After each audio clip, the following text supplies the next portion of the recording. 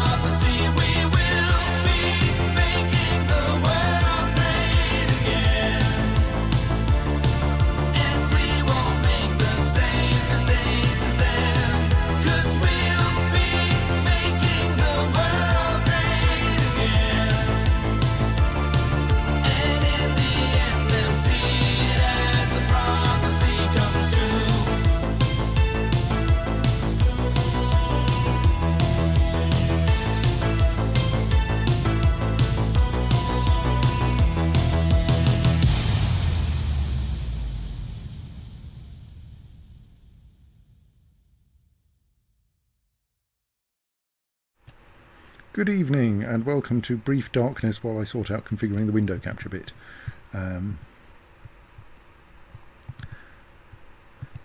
we go. Hello Crusader Kings. Welcome back to somewhere in medieval Italy where Joshella is still Queen of Italy, as she has been for, well, since the age of 14, I think. Thereabouts. 29.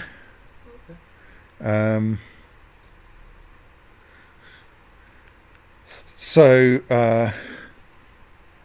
she is paving the way as far as possible for the first Holy Roman Emperor, which requires first a potential emperor and second some territory for the emperor to empire. So in order to form the Holy Roman Empire, we need to control both the kingdoms of Italy and Germany, or rather, whoever wishes to form the Holy Roman Empire must control those two kingdoms.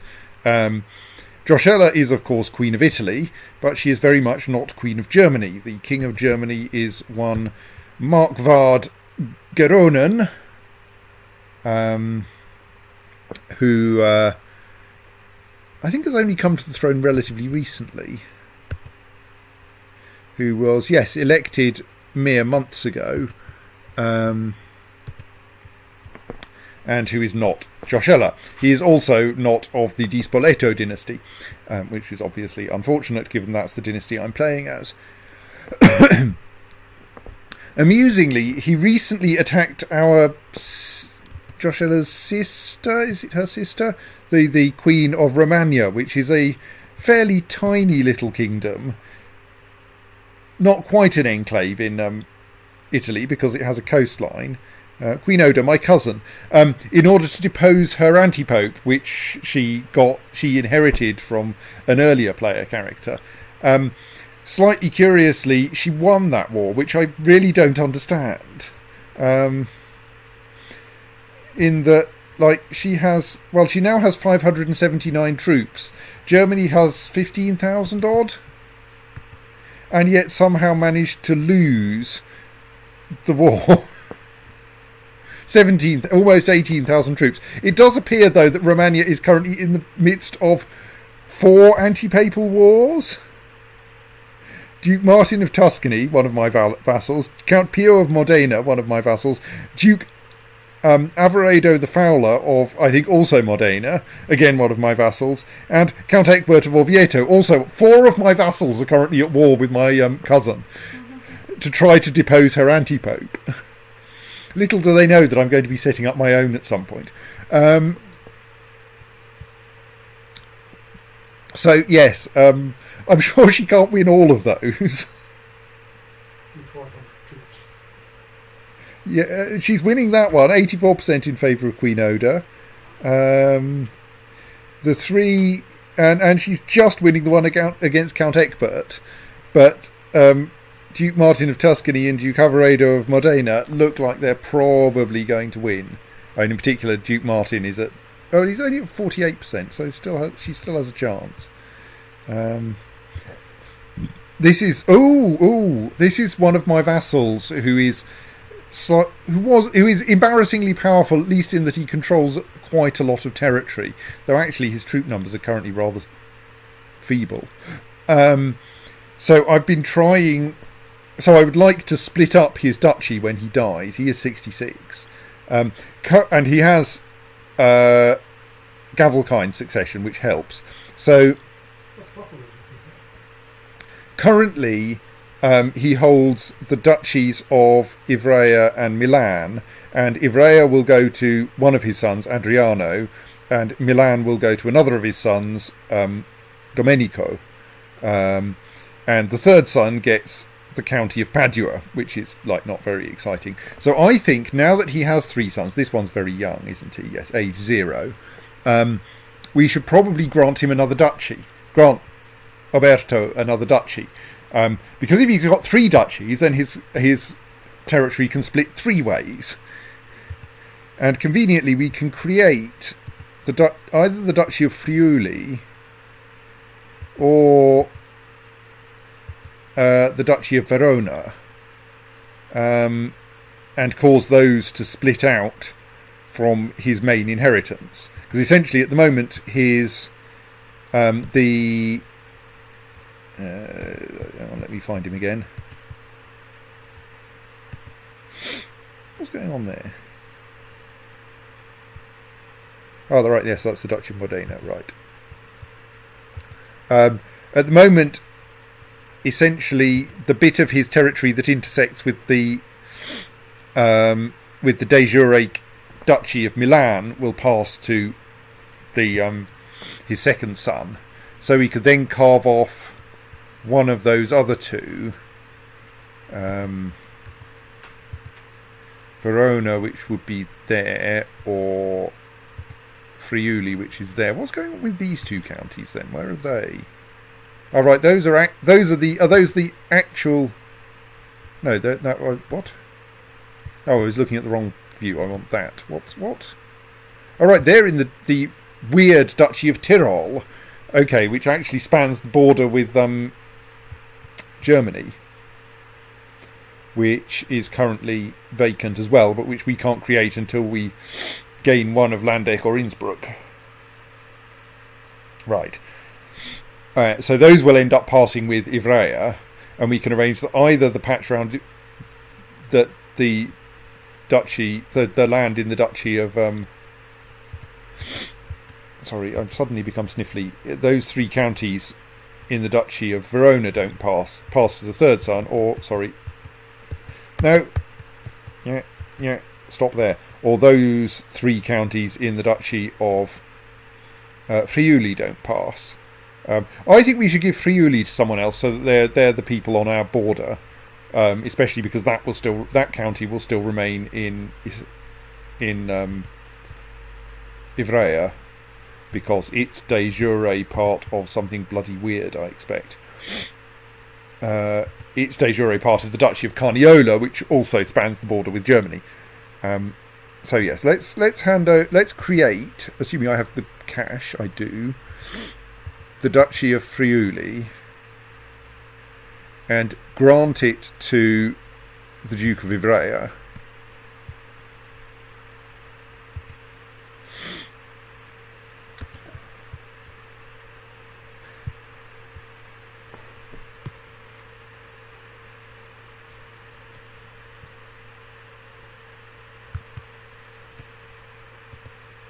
So we grant to Duke Alberto the Cruel the Duchy of Friuli.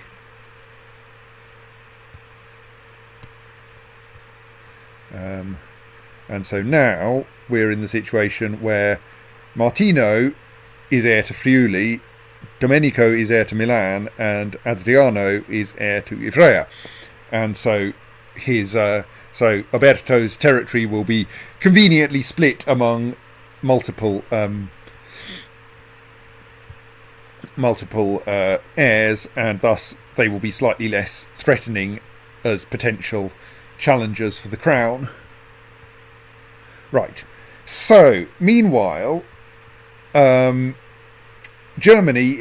is still Germany. I mean, we've punched big holes in it, both by war and by inheriting things and such like.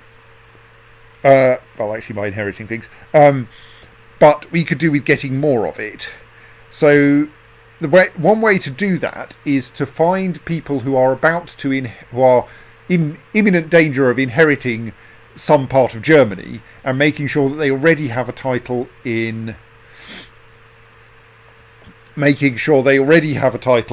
somewhere in Italy, so that they will keep their existing liege, namely me or someone or one of my vassals, and not become vassals of the King of Germany.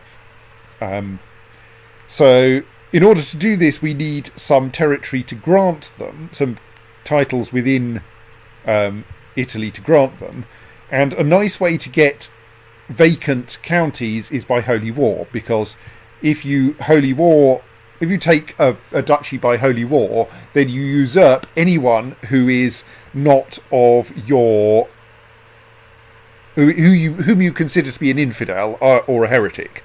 So, in particular, if we were to say take this convenient neighbouring duchy by holy war, we would evict Betten on the grounds that she is pagan.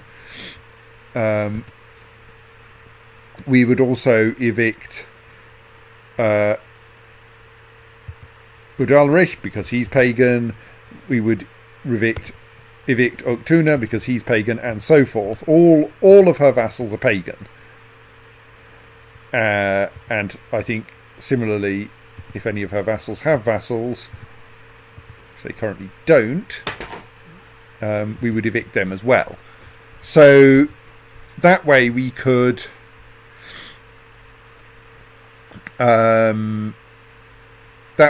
get ourselves 4 counties and a duchy all vacant, which we could then grant to anyone we found it convenient to grant them to, assuming of course that we can persuade the relevant people to come to our court. So she looks utterly soft, 1,700 troops, but she is a member of the defensive pact against me. Okay, she's the only member of the defensive pact against me. That's not very helpful. And she's, but being a tribal leader, she doesn't. That number there is only her own levies. She also has another 2,800 potential vassal allies, because rather than taking troops from her vassals and bringing them under her control, she instead asks her vassals to join the war with me. So even so, that's like 2,000. That's a total of 4,500 troops. But if this were a holy war, any nearby remover might join her. So let's just see what, because I'm going. Actually, are there any? Yes, there are. Okay, because previously we've been stomping in, taking over Slavic territories, and now we would be moving into the remover territory if we went that way. We could instead head south into Greater Poland, but they are a lot scarier. So I'm kind of inclined to keep going east into remover territory. Interesting, we'd also be taking one of their holy sites. No, well, strictly I only require that my successor be Catholic, so I could convert to remover. If you take, I think there are events when you take a holy site that allow you to do interesting things with them. Sites with a S. Right, so if I'm going to do that, do I try to haul some 1,500 troops up from the Apostolic Palace first? I mean, that costs money. Oh, while we're here, am I still not about to go to war with Byzantine Empire? It's getting to the point where I could. Especially since he tends to be at war. The Byzantine Empire is generally at war with everyone. I mean, if you just want to do a smash and grab raid on the county, go for it. Well, no, my plan was more to do an embargo. Oh right. Because like they have lots of trade posts on my territory, and I would quite like to have those trade posts for myself. And at the moment, an embargo would get me 700 gold.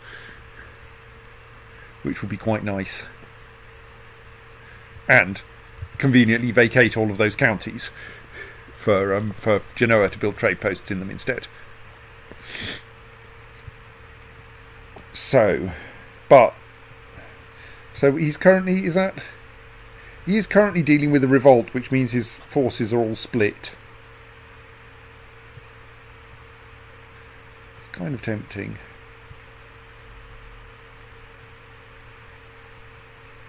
Right, it might work.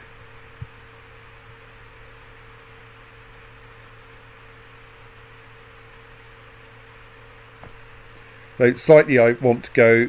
Yeah, but what... Oh, there's only actually... I was wondering if it was worth, like, saving it up until I could also drive them out of Romania. But there are actually only 2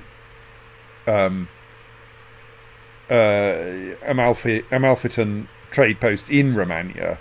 So I don't think that would be a lot of gain. It's so tempting, and it would be such a disaster.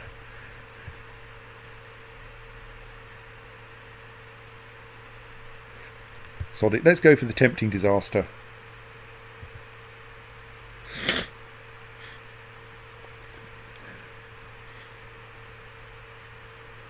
Oh, it would be a disaster for me. I mean, it could be a disaster for me. It would mostly be a disaster if the revolt ends. Actually, is the revolt in any imminent danger of ending? 86%.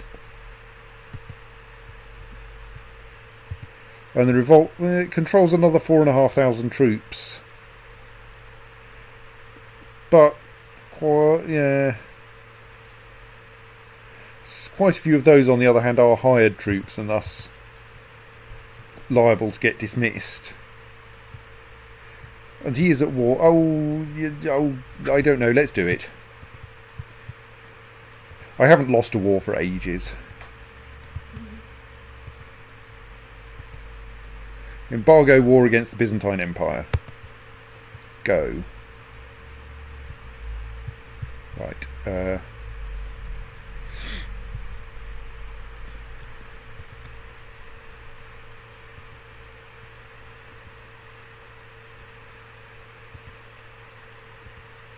Oops, wrong button. So now we're going to need to raise some armies. Is that attempting to besiege a trade post and failing? Alright, no, that's because we have Neapolis on our territory. Right. Well, let's summon some of the neighbouring troops and just get them in to work on Neapolis.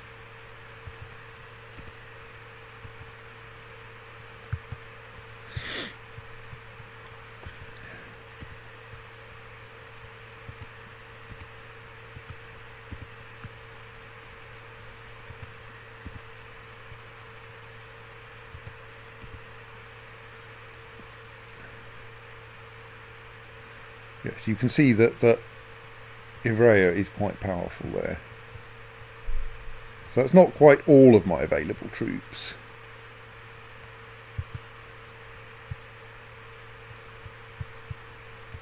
Like, who haven't I raised yet? I haven't raised Salerno. That's just silly. Yes, we should obviously raise Salerno. So that's like down here. We'll just stomp everyone into Neapolis for now. I'm pretty sure it's got the supply limit to cope.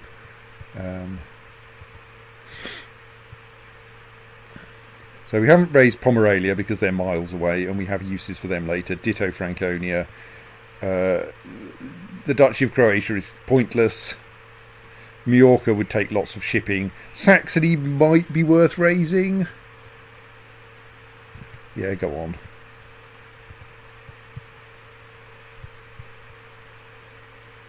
Because we have it, there is at least part of the Duchy of Saxony right on our border. And we could call in Queen Jadranka of Croatia. I kind of feel I should save her for now. See how things go.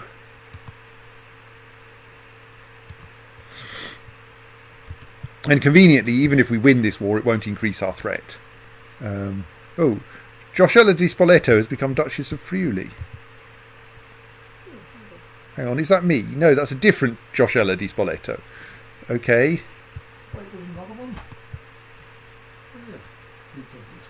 No, that's me. I've just put a hat on. You are a bird and I claim my £5. Pause. Well, I think... So who is the... What? Friuli? Where's Friuli? I should know. I'm pretty sure it's one of my vassals.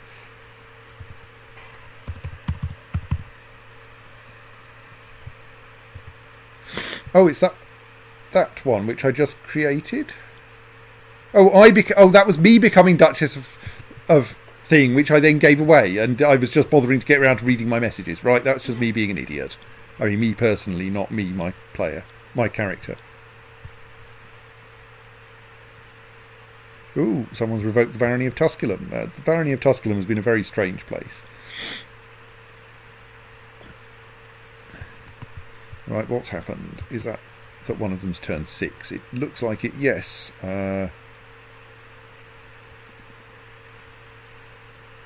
So we, following our... Oh, I should also find some betrothals for my children, shouldn't I? Did this guy have a useful person we could assign children to? Because obviously one of my aims is to make all of the young Dispoletos German.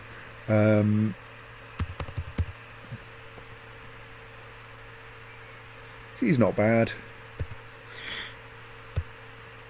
Yes, I should look through my children, none of whom is a genius for reasons I don't understand. Even Anna is not a genius. So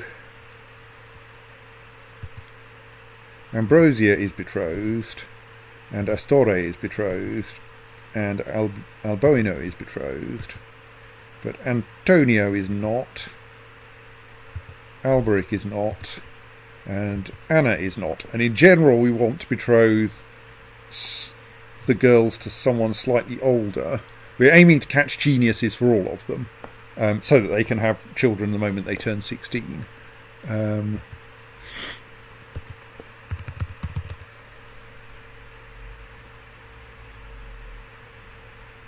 Well, Theodoros appears to be a perfectly cromulent genius, and about the right age. He's a bit old, actually. Was there a reason why we didn't grab... Oh, didn't we grab one of the Nyeks? Is one of my children already betrothed to a Nyek?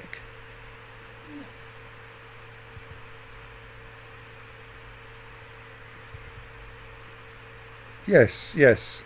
Alboino is betrothed to Nyek Etel.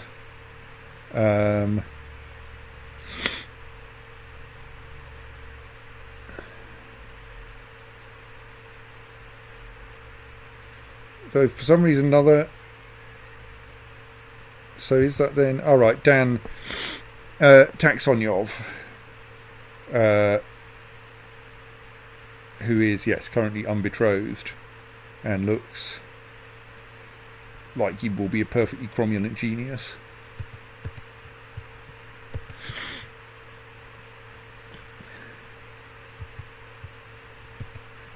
And he's like a bit older than Anna.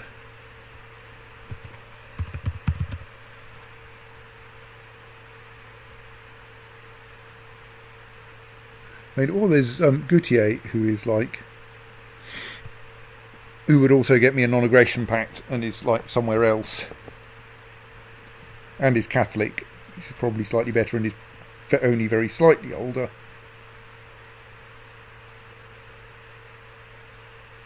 Yeah.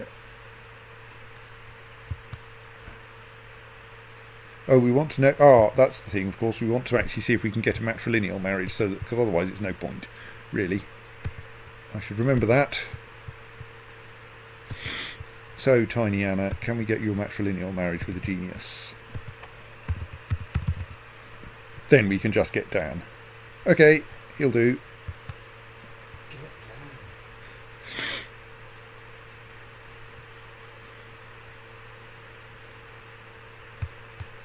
Right, meanwhile my sons, have there turned out any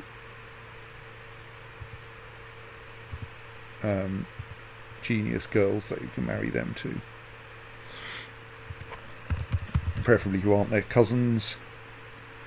Ooh, we have one. Pribislava of Volhynia, but she probably won't... Oh, goodness. I mean, I wasn't expecting... Is he Christian or something? Because I'm slightly surprised that we can get a betrothal with a pagan. especially given our tendency towards stomping all over pagans. Okay, well, yes, we'll take that. So we still don't have a fiancé for Antonio or Alberic. Oh no, Antonio we just got. We still don't have a fiancé for Alberic, but he's only 6. I'm sure we can sort that out in due course. Right, meanwhile, how is our war with the Byzantine Empire going? Well, we haven't lost yet. That's probably a good situation.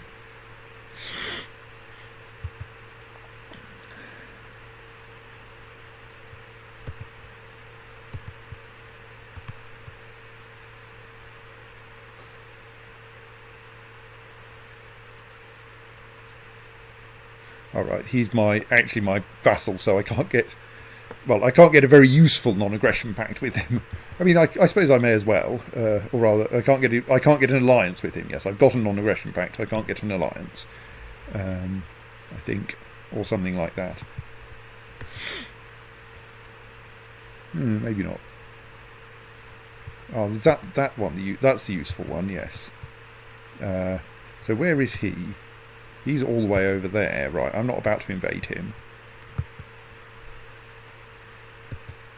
Is he at war with anyone? No.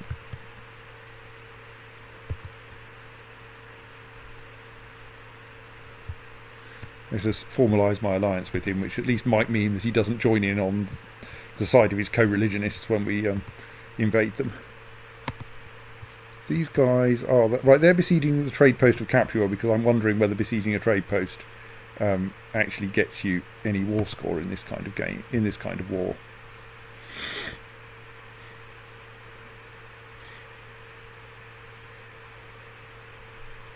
But I'm also kind of waiting for their...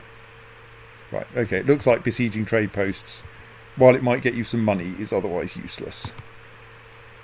Right, well, we'll send that lot down to join the siege on Neapolis. I presume we have a siege leader here, yes. Neapolis is going to fall pretty quickly anyway.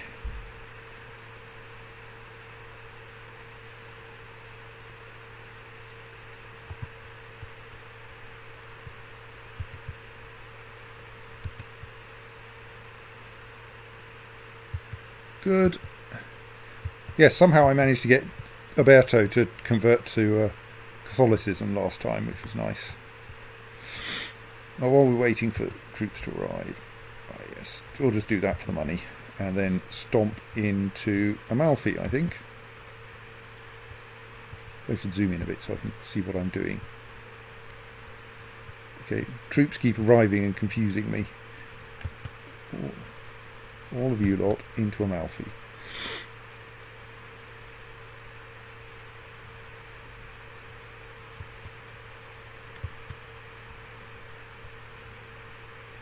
Right, meanwhile, in Pozzuoli, that's Portici, Pozzuoli, we are going... It's embarrassing that we haven't upgraded this place significantly since we built it.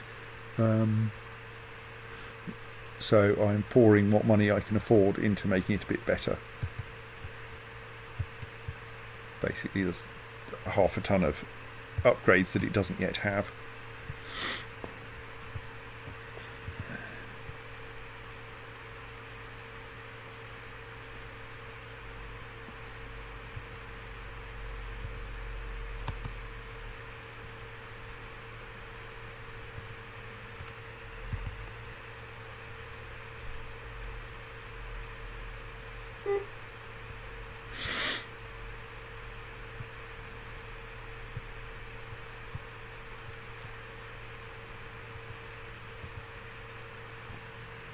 Only 2.2 fort level here. Maybe we sort that. I don't know. I think I'm not in that much of a hurry.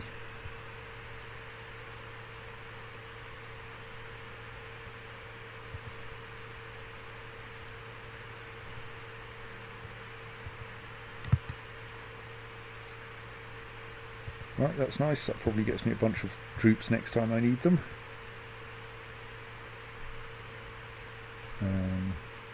Let's just check Tuscany is still less than 100% happy with us.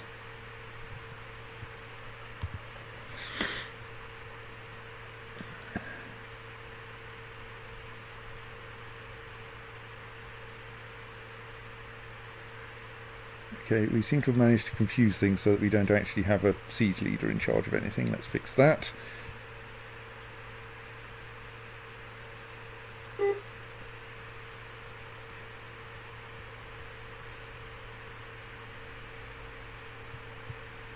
And like now, we can conveniently see if the Byzantine Empire sends anyone across the sea to join us.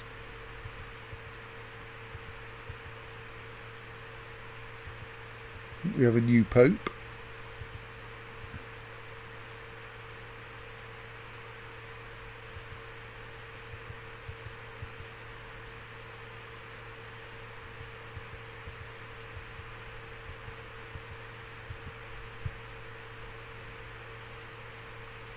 Looks like there's something weird going on in Latium. But we don't appear to be under attack from the Byzantine Empire yet, which is nice.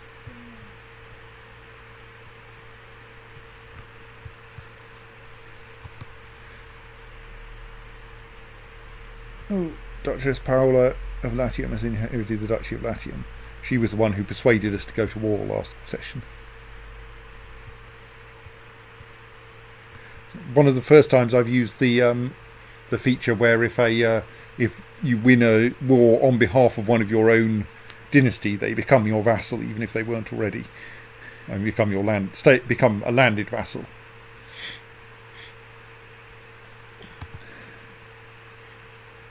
We already have 21% war score here.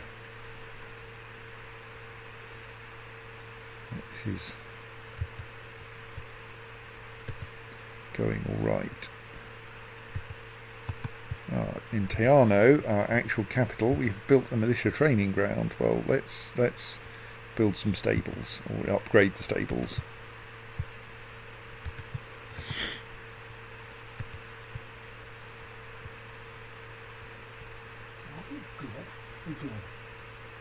Yes, one of my commanders is called Gleb.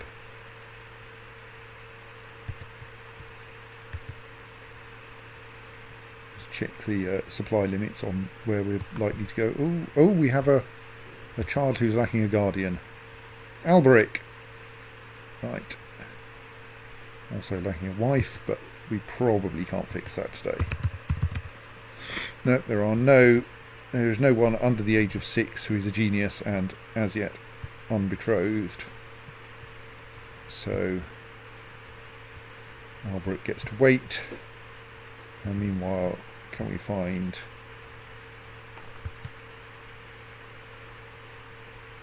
a suitably gregarious German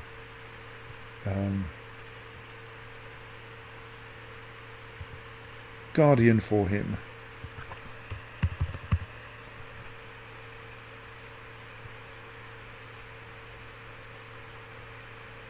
Mechthild von Wirtz thingy will do fine. Alberic might become German. Yes, that's the plan. I mean, I think I'm going to end up with a vast surplus of well-married German heirs who will probably cause huge trouble in the future. Oh, excellent. The County of Monferrato has been converted to Catholic. Okay, so how did you... why do we get these messages about these usurpations? It's hard to tell because we don't see the... Is that Monferrato, though? No. It's Istria. Still don't quite understand how the bishops do that.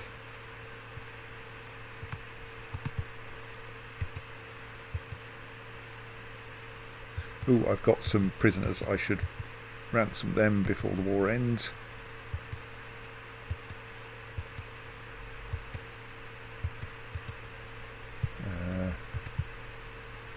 They're probably not counting towards my war score, no.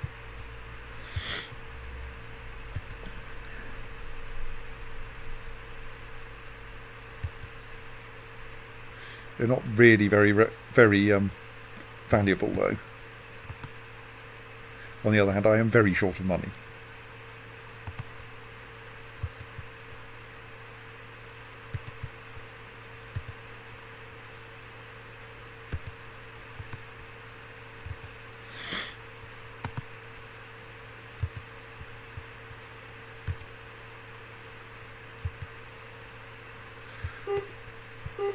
Alberto is being very good at sorting out his religious situation now that he's Catholic.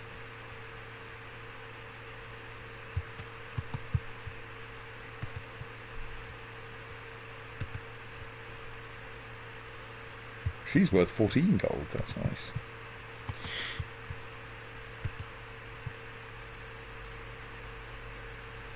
I think I can probably assault that one.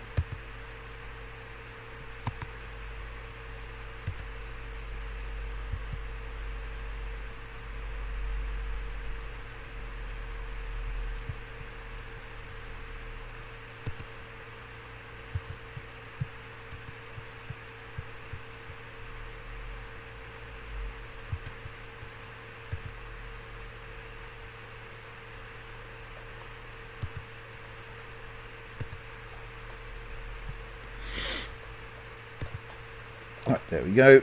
Slightly more money, slightly fewer prisoners in my dungeon.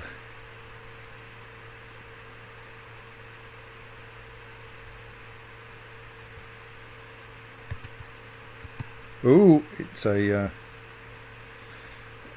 Byzantine army.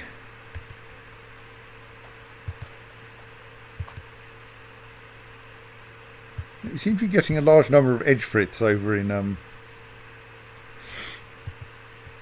Balearic Islands. In that our current one is Duke Edgefrith II, and he has apparently just made Edgefrith's son, his Chancellor, who is not going to be Edgefrith III because not unless he engages in some strategic murdering. So we are currently sitting in the mountains. Can I actually get in the hills of Apulia, which is probably alright. Who have we got in our pockets? We've got me on the left flank. We have Sylvester on our right flank. Let us arrange to have our direct leader in the centre. We don't have anyone particularly good for hills, do we? No. So we'll stick Dietrich in the centre, and then we'll stick Gleb on the right flank, and we'll have me on the left flank because while I have rather low martial skill, I'm still pretty good, and having the Queen there is helpful for morale. Now my hope is that that Byzantine army will march straight into mine, but they may not be quite that stupid. Wonder if I should try to tempt them into it by detaching half of my army and hiding them round the corner.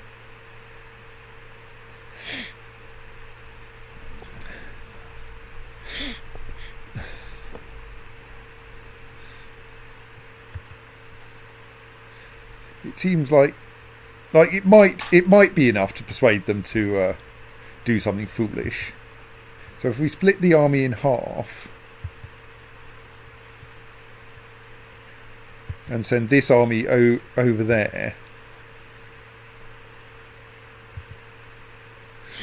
will that help the Byzantine Empire to foolishly think that they can come in and attack me because they'll outnumber me, and then I come back, take advantage of my defensive bonus? So we'll wait till they're movement locked into this county there, and then send this lot back in to join them. Give this lot an organiser so they move quickly, and whoever's good and not currently leading troops. No one is good and currently not leading troops. What's going on there then?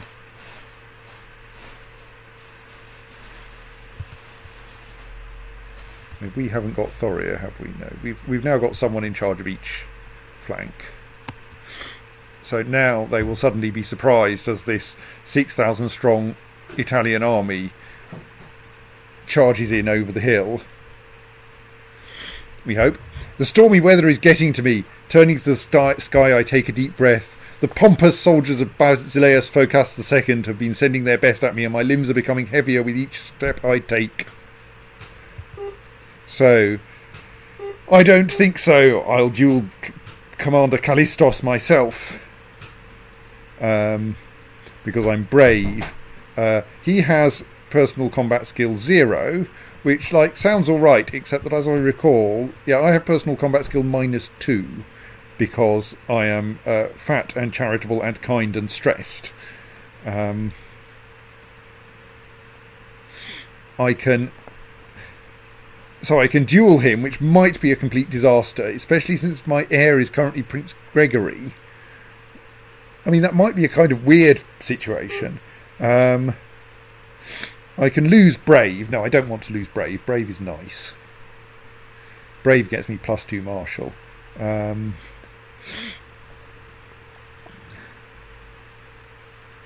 Or I accept a fairly dull injury in order not to have an embarrassing battlefield duel. Oh, let's go for the Brave battlefield duel.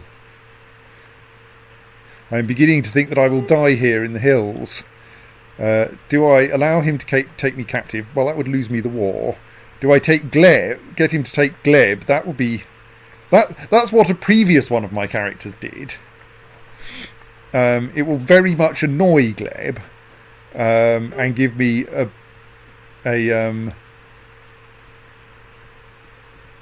a general opinion penalty.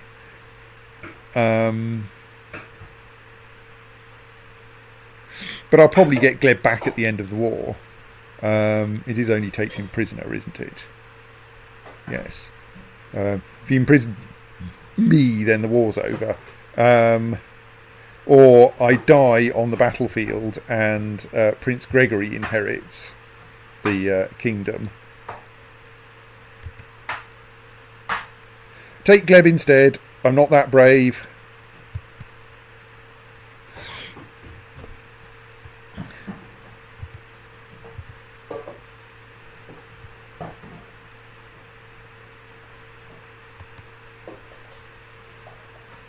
My acquaintance, the Doge of Amalfi, has died in battle. Well, I mean, we are trying to steal all his trade posts, so it's kind of reasonable. Paola di... Your acquaintance has died in battle with you. Yes. Well, I did. I mean, so yes, it appears that the Duchess of Latium is now known as Paola the Unfaithful. I'm not quite sure why.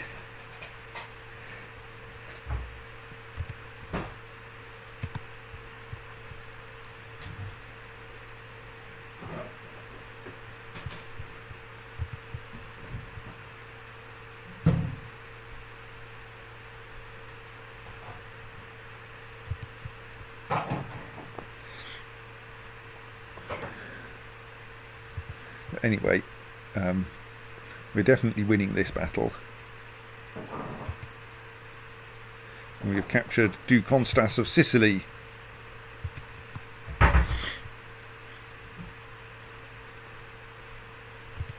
Whom we will immediately... well, I would immediately ransom him, except apparently I can't. Possibly his liege has no money. Let's join those armies together again. Ooh, Canone, my marshal has died. That's sad. I better get a new one. What? Duke Alberto, have you gone Fraticelli again? Come here, Duke Alberto. No fraticellizing. Look, he utterly loves me. He'll almost certainly convert again. Oh, I can't demand religious conversion. I'm at war, I think. I think I can only demand his religious conversion when we're at peace. Right, I must remember, when we are next at peace, deal with Duke Alberto's increasing Fraticelli problem. Yes.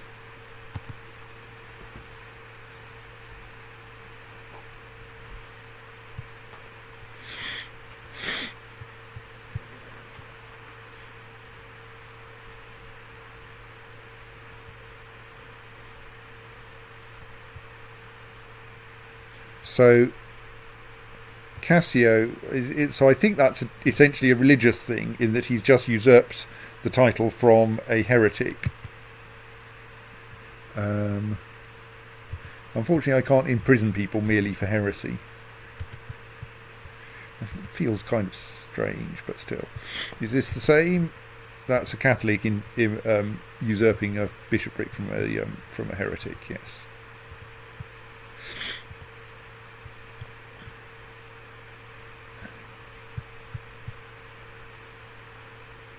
So how are the Byzantine Empire has instituted some new laws. I mean, this kind of matters. This might matter in that I occupy some de jure Byzantine territory. Duke Uberto has declared war on King Gottschalk of Aal. Well, that's probably sensible. Gottschalk has generally been fairly feeble.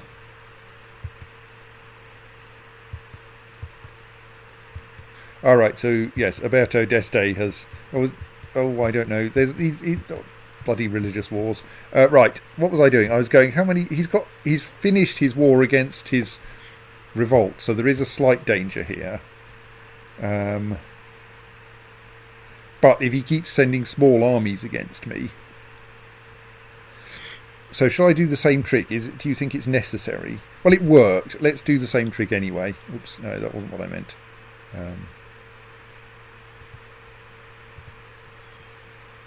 The simple split in half, select half of them, send them across the mountains so that the Byzantine Emperor can't see them. I mean, he can, but doesn't think they're going to attack him. Oh no, they're heading for Salerno. Well, do I mind then? So Salerno is hills. They're going to arrive at that rate in Salerno on the 10th of September. If I stick in an organiser and go there, I can get there marginally ahead of them, and so would get a defensive advantage. That has the slight problem that we'll leave no one to keep this siege up, but it's worth it to win a battle. And actually, if we're going to do that, then we want to send both of them to Salerno. So let's just see if that works, or if that causes Byzantine Empire to change their mind. It has caused them to change their mind, so that lot should now not attempt to make that move. That lot may as well go to Salerno to discourage them.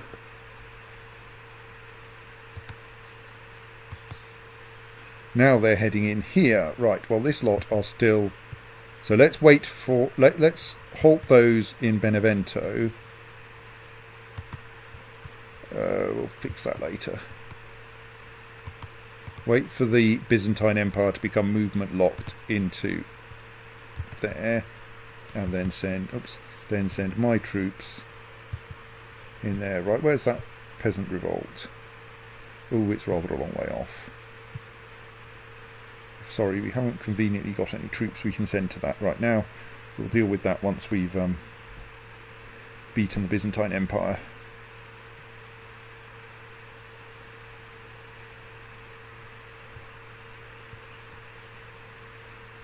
Who seem to have sent only one commander, which is probably not going to help them.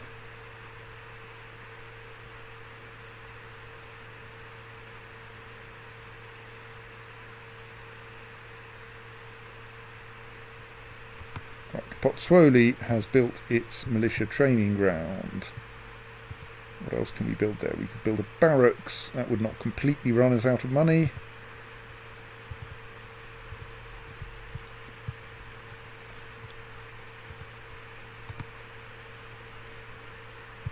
Right, and we have managed to tempt the Byzantine Empire into losing another battle.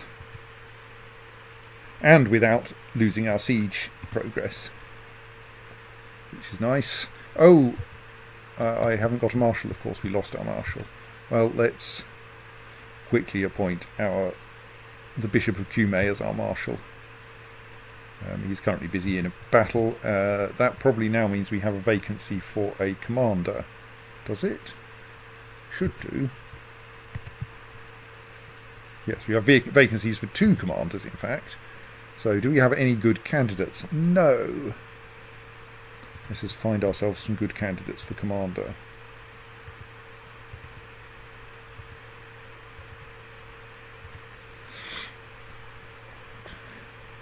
Vela of La Marche, Protostrator of Achaea, like stealing people from. He sounds like he's probably in the Byzantine Empire. Stealing people from the Byzantine Empire is helpful. Anyone with any really interesting traits? We've already got 2 organisers. Yeah, let's just get the top 2. We might even be able to give him a title. Who knows? Hello? Yeah. Conte, Treshin, Okay. no. Thank you. Invite. About half an hour. I don't have to be up particularly, but that is getting a bit late. And invite that one. Right. So we can then make them into commanders when they arrive.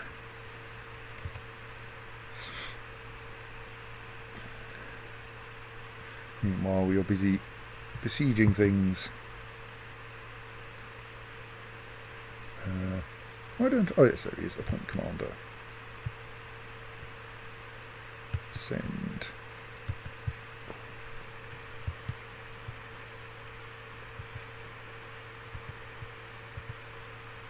And all their families have arrived in my court as well.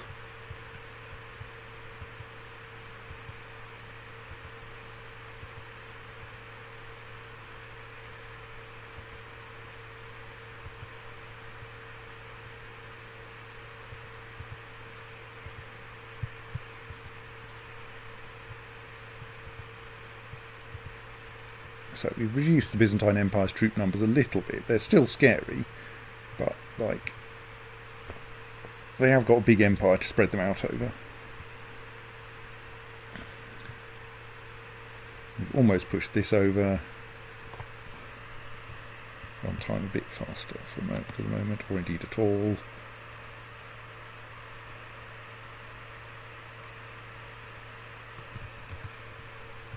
Right. Duke Martin of Tuscany now has opinion 69. You can still get better, so you can stay there for now.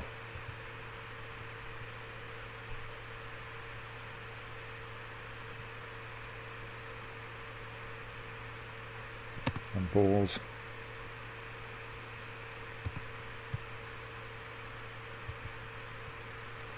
Oh, we've dragged another entire family out of their hiding holes. Well, we better and put them in prison. Yes, yes, yes, yes, yes, yes. Right, well, let's... Oh, my dungeons are all full.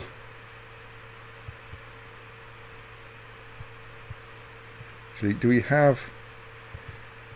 Who is the landed one first? Can we ransom the Duke of Sicily yet? No. Okay, we don't seem to have any other landed people, so we'll just start from the top of the list.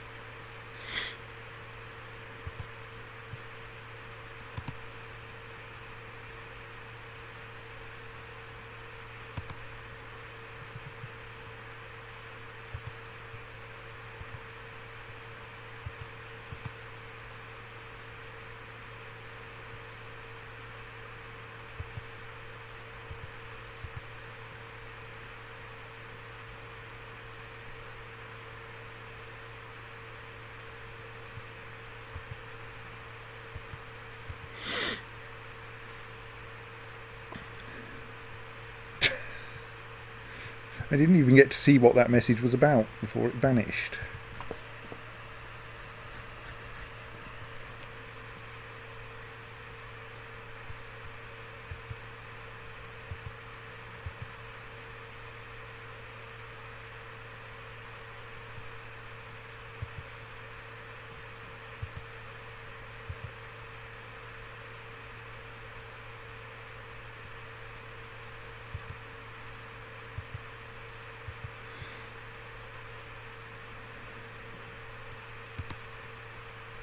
still haven't quite won the war.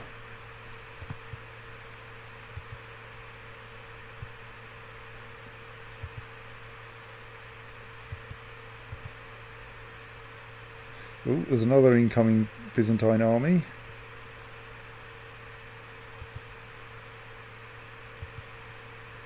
Oh, guys, you know the drill.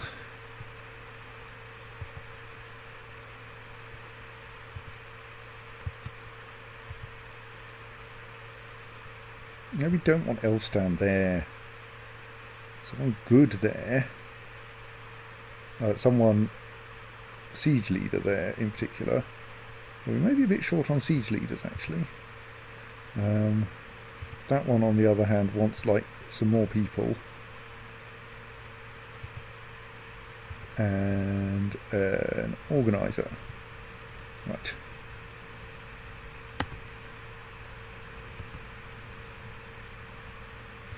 So my nephew Gian Leone has turned out pretty well and very German. He is the leading candidate to be the first Holy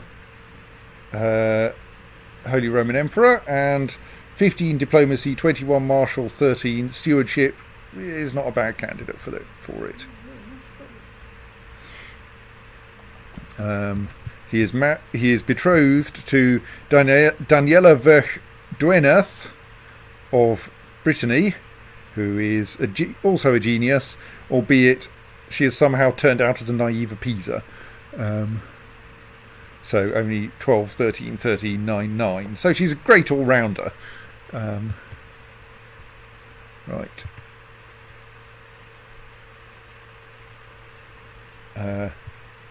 Gian Leone has 153 prestige. He's about to throw about 100 of them away in order to get Daniela.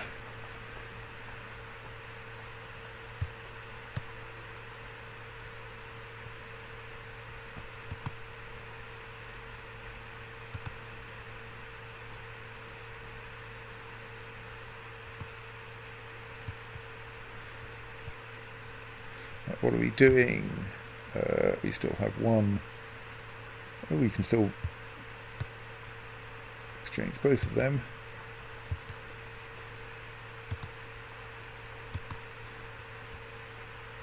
Right, and unsurprisingly, Gian Leone has now been elected as the next King of Italy because, well, he really ought to be, frankly.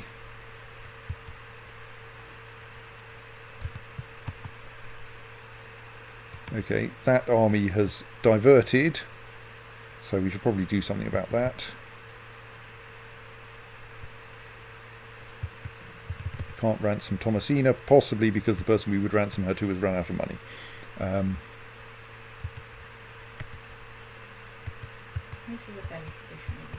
Well, we did just ransom like 12 people to the same duke or something like that. Yeah. No, same count. Mysteriously. And even at the minimum 10 gold per person. Yes. Right, so he's now movement locked into Salerno, arriving on the 24th. So there's the slight danger that because I was not quite paying attention, they'll arrive in Salerno on the 28th. I think given that we're about to win that siege anyway, we should just we will win that siege fairly soon. We should just let them go into Salerno for now. Okay, they besieged my trade post in Salerno, who cares? Lollards in Modena. Yes. But like, we're about to win this siege. Right, let's see if the Basileus would surrender yet. You're not winning the war, you're on minus 98% war score.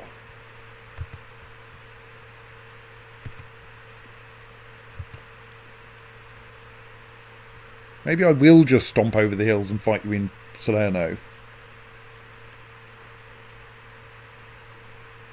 You're about to win when you're at 98% war score against you. It's a black knight for it, isn't it? Yes. I'll bite your legs off. Looks like the peasant revolt has been sorted by someone else. Just wondering if this inheritance is of any interest to me, but I don't think it is. Inherited the county of Lüneburg, but yeah, that was already my territory.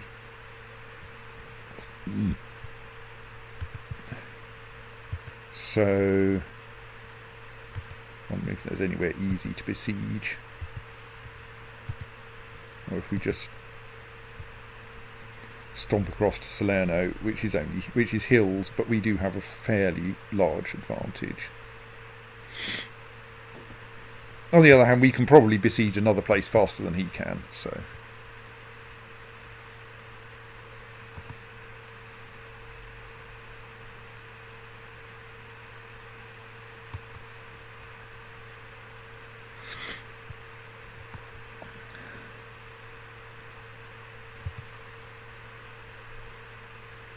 %7.3% every 12 days.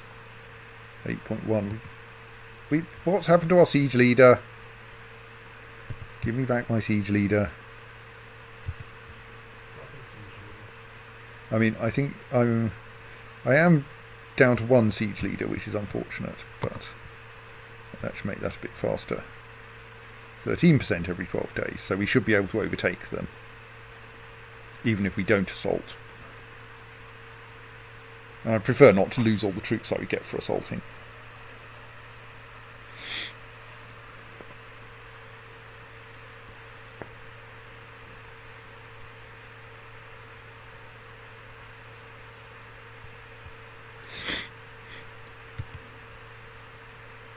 It'd be nice if we could get a predicted date to complete siege.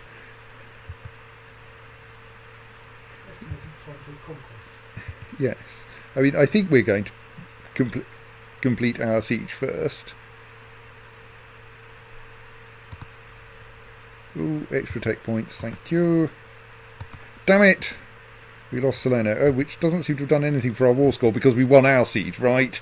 Well, that's not very helpful. Do we just carry on? Yeah, let's just... No, I'm not trying to pull Thorir.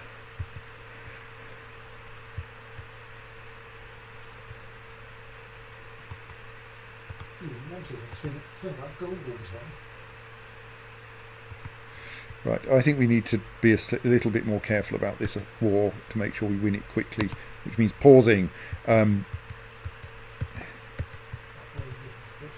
Yes.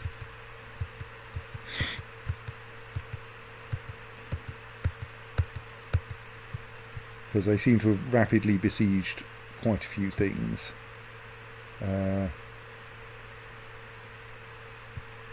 Meanwhile, though, first, Alberic seems not to have a guardian, so let's have a quick run around our German holdings.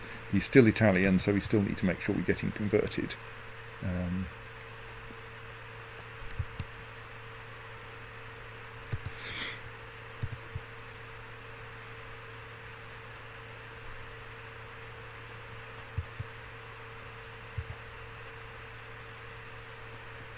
So she's not very useful. Anyone here who is gregarious and terrifyingly brilliant. Don't really like that set of traits in general. Anyone who's diligent? No. Right, let's see if we can find somewhere else to send him. Würzburg is often good.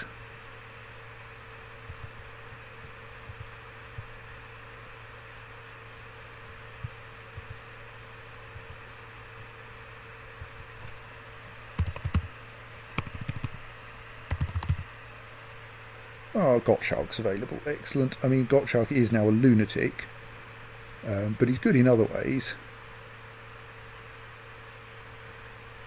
Oh, he's actually only a skilled tactician. I thought he was better than that. Well, let's see who else we've got then.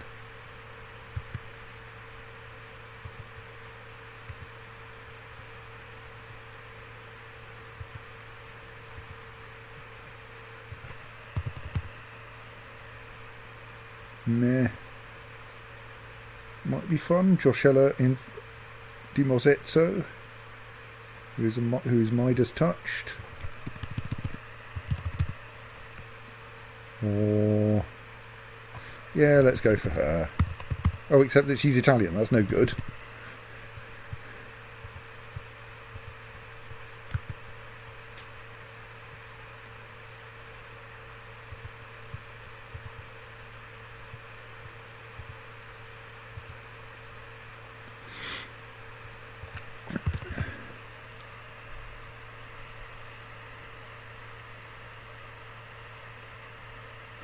What? How? Oh, right, Grey Eminence. I was going. How? I thought that I was confusing that with Mastermind Theologian, and was going. How has she got 2? But okay, she might be quite fun. Yes. Right. So about this war. Like, we're on the point of winning, but we need to not screw it up. So this siege will complete in less than 12 days. I think we should thus let it complete and then work out what we're doing next.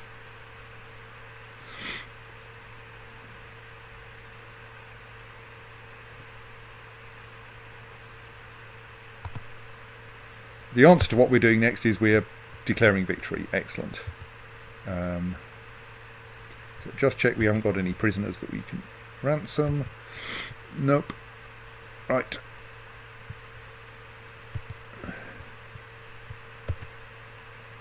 Enforce our demands. Get 667 gold. I'm sure it was more gold when we started this war. Remove all 12 Amalfitan trade posts on Italian territory. 200 piety, presumably because he is slightly infidel.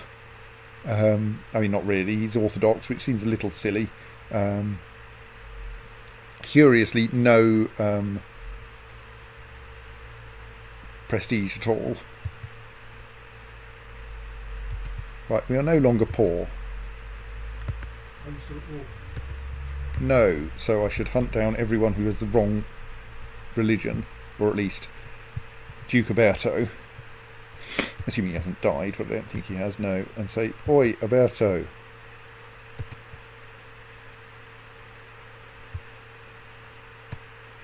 Please become Catholic again. Also, two of my 2 new commanders are, I think, also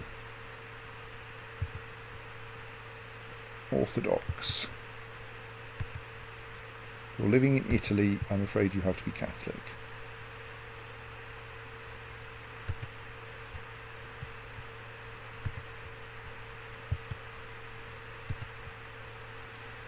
Ooh, he doesn't like me. Well,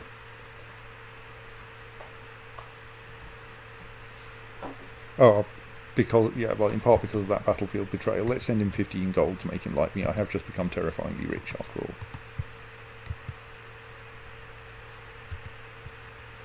Well, I could have sent him some booze instead. Oh well, too late now.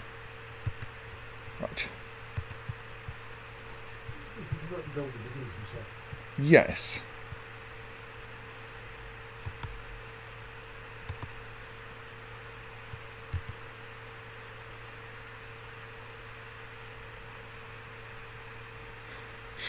Yes, yes, I'm sure that Alberto will convert back to Fraticelli soon.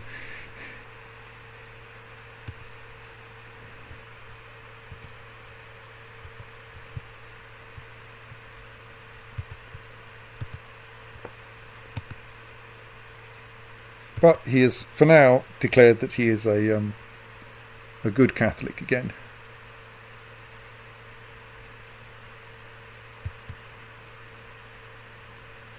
It's going to burn a fair amount of money, but I think it's generally worth spending money on that. But then I did have another thing that I wanted to do, which was in the city of Capua. We've already... Oh, right, we can't afford a university because I've just spent slightly too much money. Oh well, let's save up for a university in Capua. Meanwhile, all those troops can go home. Right, so now, whereas before we had trade posts like this one all the way up our coast, now there are no trade posts with Amalfitan flags anywhere along this coast, and so hopefully Genoa will be able to expand down the coast and increase its income and thus make me richer, because like I do get a reasonable amount of money largely from, so we currently get 39 gold per year, which is not actually that much, from the Doge of Capua, no, from, sorry, the 39 gold a year from the Doge of Genoa. We get 27 gold a year from the Doge of Pomerania, who has presumably not managed to establish very many trade posts out here yet. Oh, there are some, though. There, trade post on foreign territory in Stettin, and one out on that island, wherever that is. Savonia. No, the island isn't Savonia, is it? Deep breath for this one. Burgunderholmer. Holmer. Oh yes, we've okay. He has actually been getting busy building trade posts. He hasn't gone east much yet, but has covered quite a bit of the coast to the west.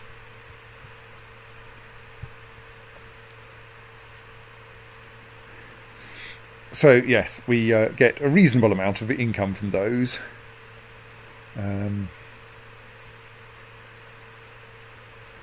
Though perhaps not as much as we might hope, but expanding Genoa's sphere of influence down the coast should help as well.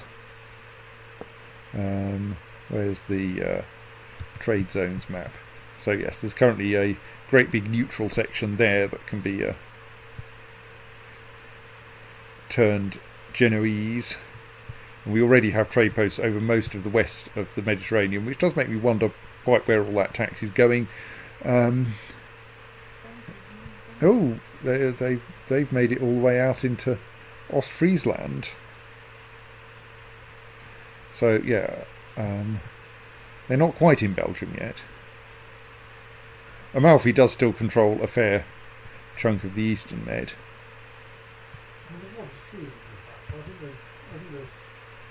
Arranged their holdings mostly to make their friendship possible. Yes. So like there. So yes, the thing is that we have another layer of tax rates. So okay, so let's have a look at this. Amalfi is currently making a trade income of 253, plus a bunch of other stuff to take them up to 400. Genoa, yeah, has much lower trade income, 58 for a total of 225. I'm not quite sure how it's that bad, but maybe it's that he's managed to organise things so that the other... Okay, he's got various low opinions. And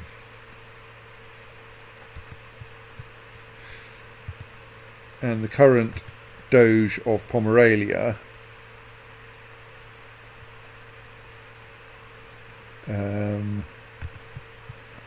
only has trade income of 30 at the moment.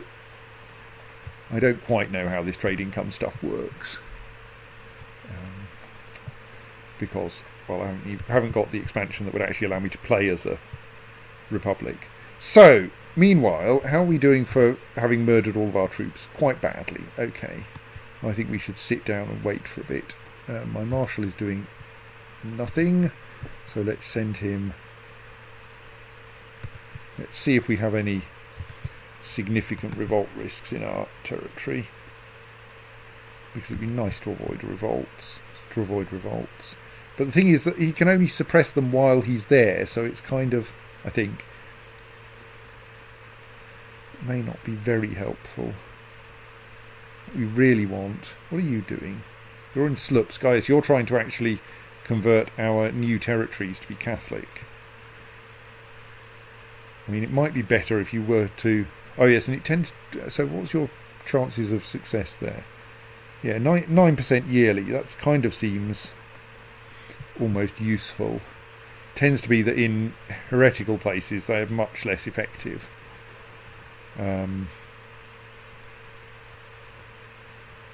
think we'll tolerate the revolts and we'll go and research military tech in Capua. Right, so yeah, I don't know... What's our current... Yeah, let's wait for everything. Let's run time fairly fast and wait for things to recover. So we're now in the situation where we have 8 votes. I'm presumably voting for him, aren't I? Yes. 8 votes for Gianleone. We would quite like to land him as well.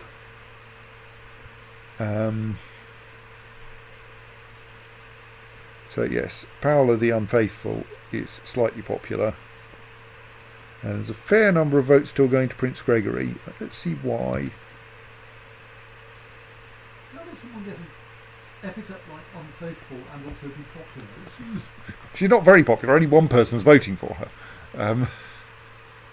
They think she'll be faithful to them. All right. So there's the general thing that my Italian dukes are a bit dubious about voting for someone who is of German culture.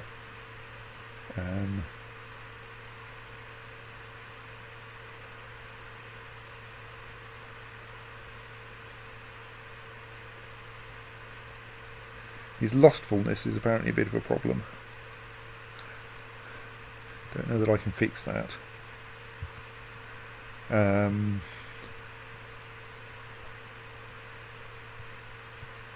So, yes, unpause.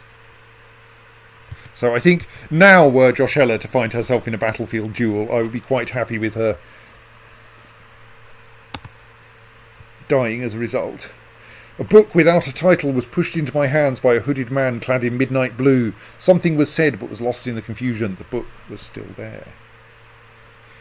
So do I say, hey, wait, and gain 20 piety and intense study of the book will follow? Or it wants me to read it. Queen Joshella the Apostle gets illumination with a small boost to monthly prestige and monthly piety.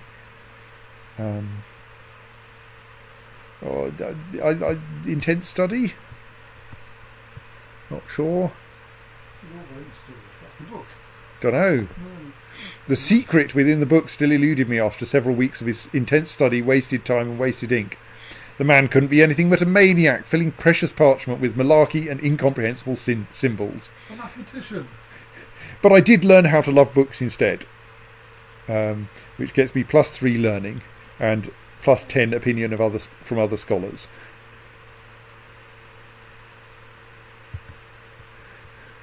I think that was a missing proof of Fermat's last theorem. No wonder she didn't make sense of it in the 11th century.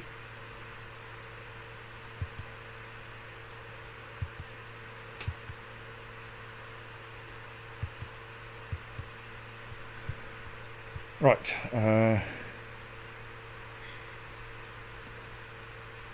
So that's all perfectly ordinary. That's what we expect. We don't have a loss of anything else. Yeah, we can press de jure ducal claims. We don't want to. I am still Bishop of Posada, which I should really fix.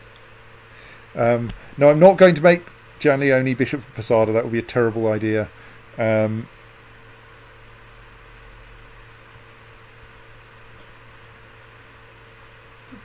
version of 11th century Catholicism that we need bishops. Well, I think I'm not strictly the bishop myself. It's rather that I have failed to appoint the bishop.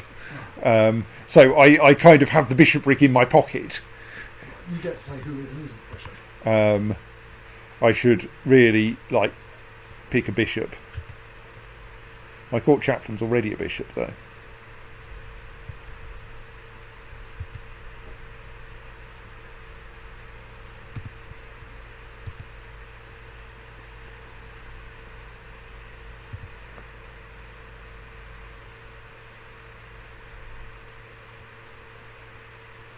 So I'm mostly, I think, waiting for my troop numbers my levies to recover a bit.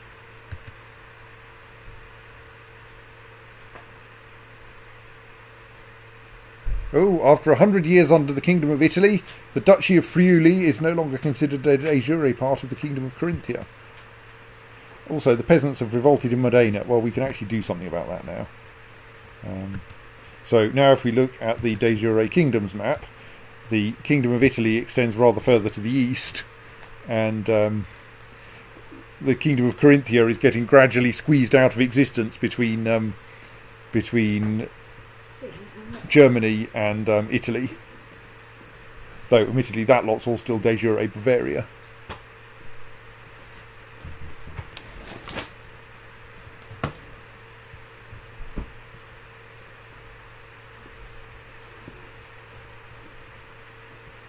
Oh,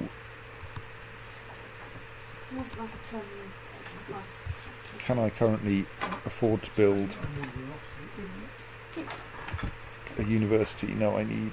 Oh, yes, I can. How brave am I feeling? Yeah, go on. A university seems like a good plan.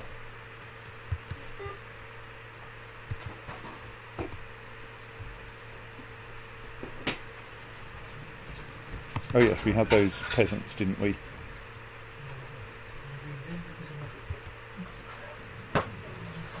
I mean, they're not doing anything.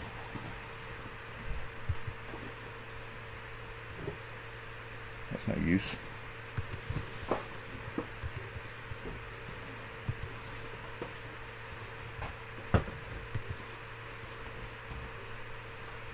Let's just wait for those to recharge their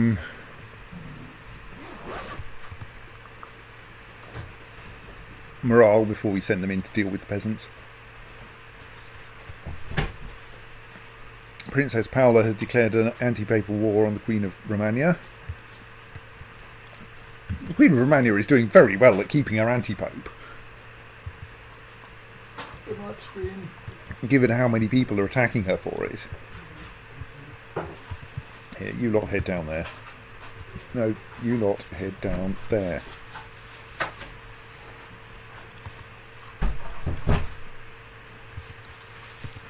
I think there's some shopping arriving now, or fairly shortly. So I will suspend the stream in a moment. Let's deal with this peasant revolt first, which I'm doing one-handed because I'm drinking tea.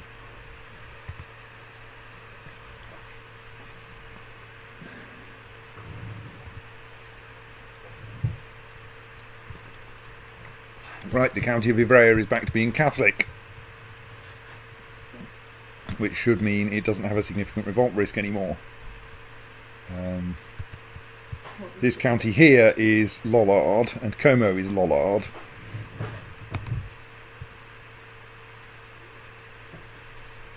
But that's fine, that's what we'll captain on next. Well, he's got all the marches to convert. Yeah.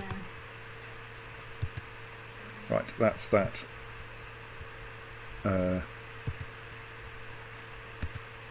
Brief peasant revolt dealt with. Right, so I think I should now pause this stream and I will come back once we have sorted out our shopping, which will be in 20 minutes to half an hour. So yes, and we will see you after that. Bye for now.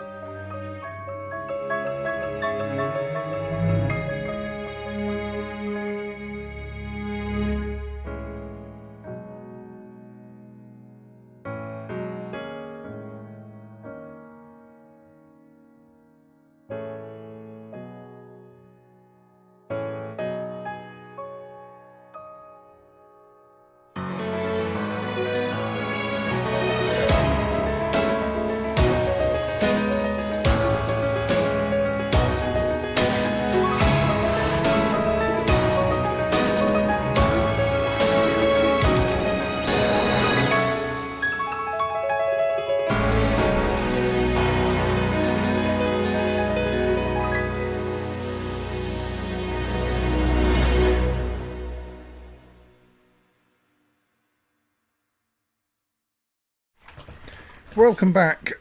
I have finished putting away the shopping, and so we can now return to whatever it is that Joshella was doing, which was mostly waiting for her levies to recover enough that she feels that declaring a holy war on the High Chiefdom of Pruthenia to be a sensible plan. So yes, Ivrea has been converted Catholic. Um,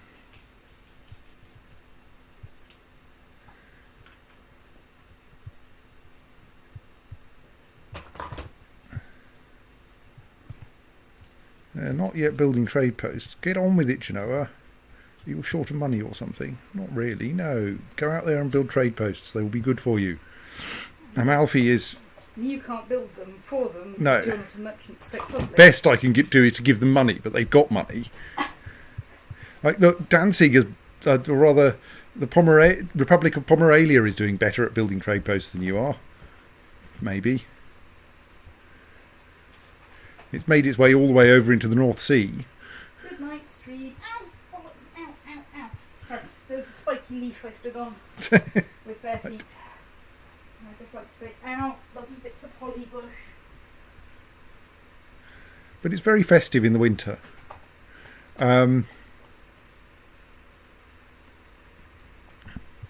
What's going on with the religion there, then? All right, that one is... So we have Fraticelliism in Neumark, and Slupsk, Bitrov and Danzig are, of course, still largely pagan. Butov, sorry.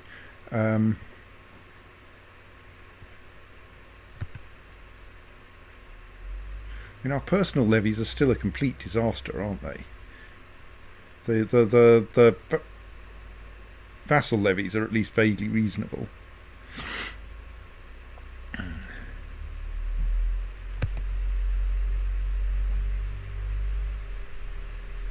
I think we should at least wait until Martin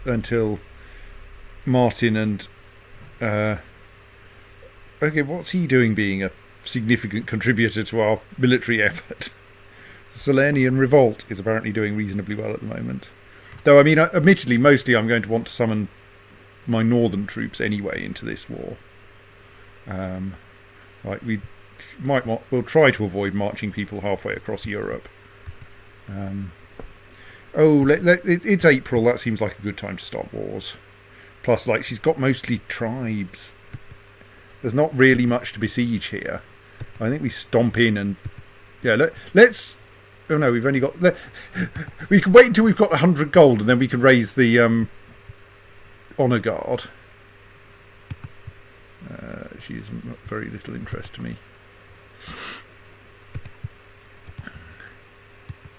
Then we would have to send the honour guard north by marching, of course. It would be a bit tedious.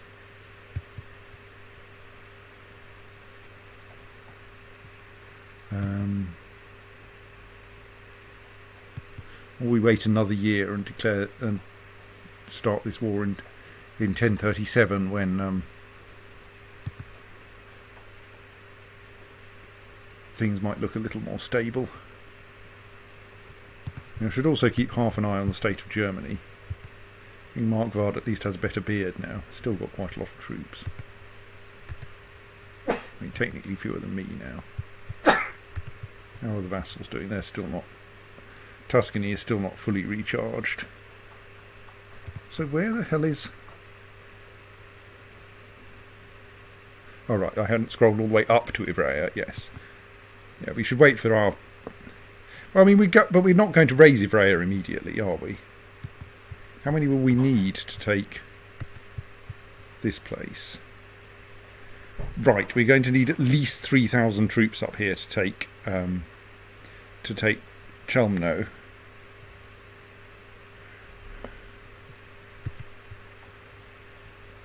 So, like, we can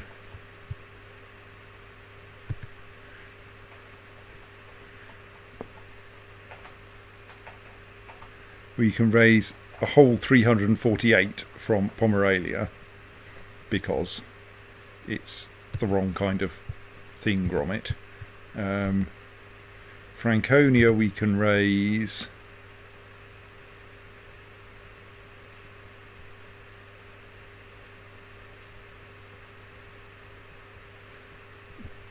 We can raise 938 from Franconia, which can turn up there. And then that's Saxony, from whom we can raise another 1,000. That's back to being Franconia, so we're going to have to bring some in from the main body of Italy anyway. Duke of Ivrea still loves us. Okay, I think we are going to need the Ivrean army, so we should wait for... If we could take the Ivrean army and the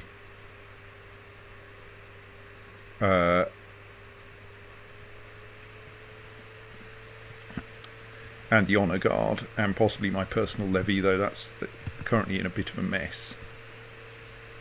Okay, we're down a commander again. But we can now appoint our nephew Gianleone as a commander. That's not a bad idea. Get him some military experience.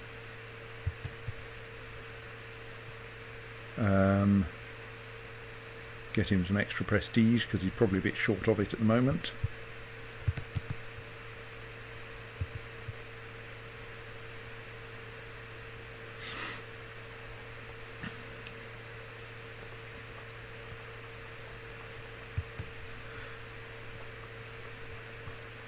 So we could now afford to raise the honour guard, but I think we want to wait for the Duchy of Ivrea to get up, to get the extra 400 troops it can have.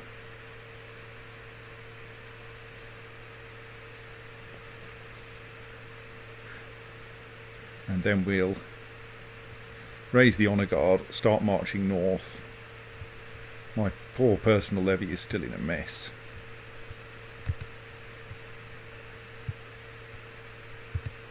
It's in more of a mess than everything else, really. So I think we should leave that to recover.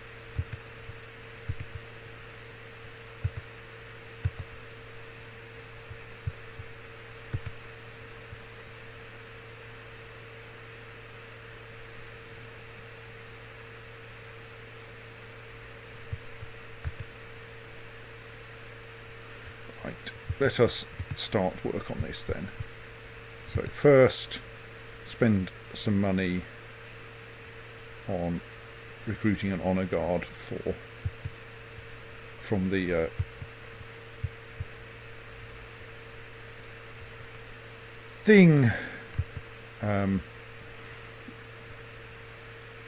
Apostolic Palace. March them north. When they reach the edge of the Duchy of Ivrea, we will raise the Ivrean army and keep marching and carry on northwards. No, we will declare war and raise the Ivrean army.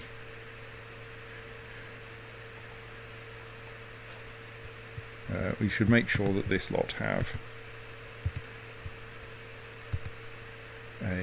an organiser at their head.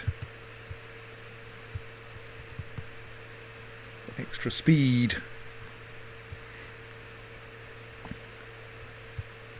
We've long had the ability to imprison the Duke of Berto, but we're not going to.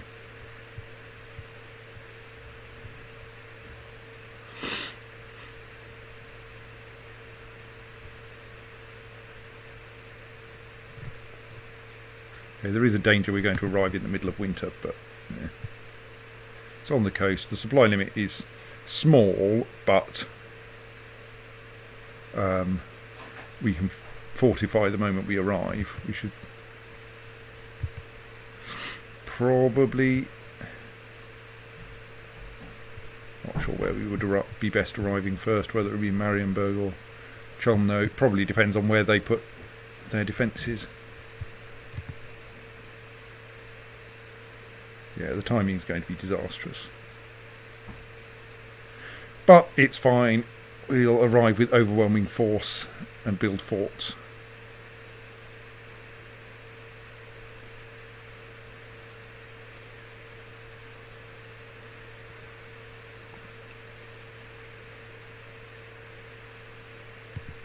Right, so now up here.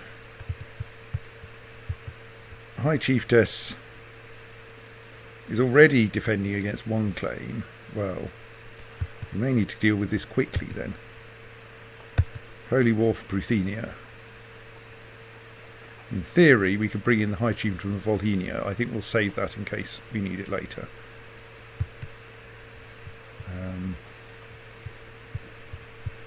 Then we will raise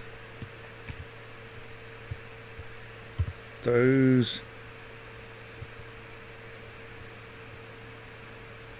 Join on the right flank.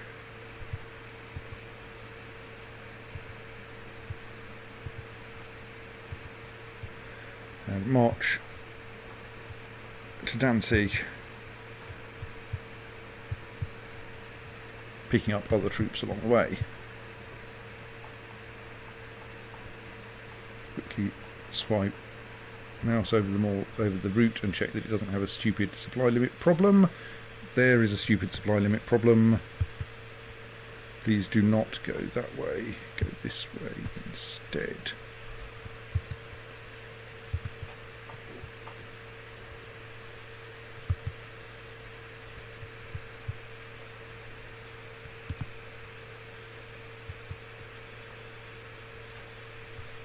How is our Duke Martin of Tuscany position now? He's up to 100 opinion, so let us see who there is that's strong and not at the very top of this list.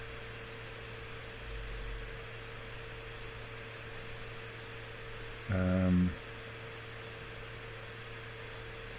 think it's worth fixing improving the opinion of a revolter, so let's go and improve the opinion of the Duke of Saxony.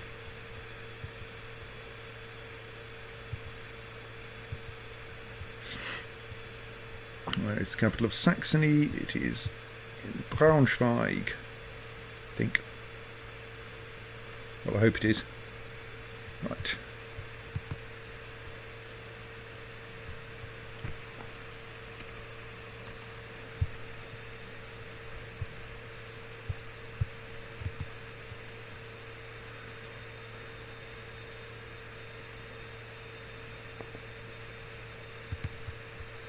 Mantua has been converted Catholic. Yeah, some people joining in that war, which is kind of unfortunate. Right, let us pause. Oh, does that mean... Yes, we have fewer heretical things going on down there. Let us raise the Saxon army. No, not Saxon, the Franconian army.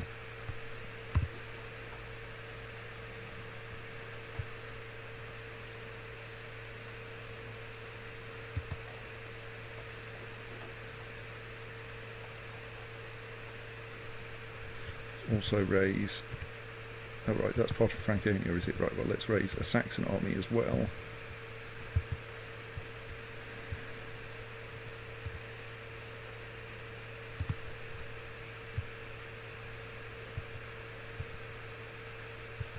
Right, I hope most of these people who are joining in this holy war will not turn up quickly enough.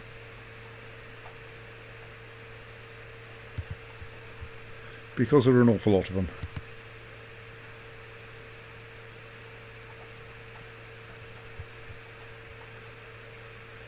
Or they'll send 6 men.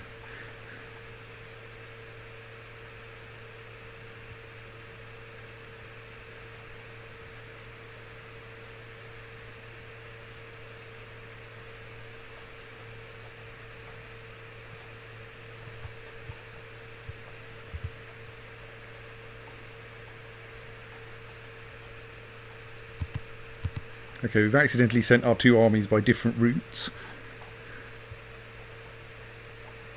Apparently there's already a battle going on in my target. Oh, because of course she's defending against a claymore as well. I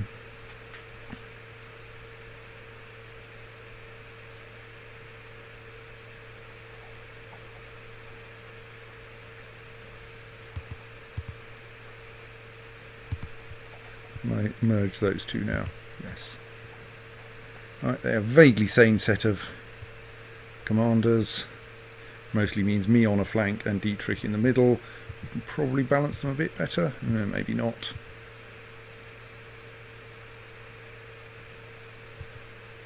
They're at full what's name. Let's march them into Marienburg initially, because if everyone's busy fighting with one another, we would do well to stay out of the way of that. Okay, they've finished fighting. What have we got here then?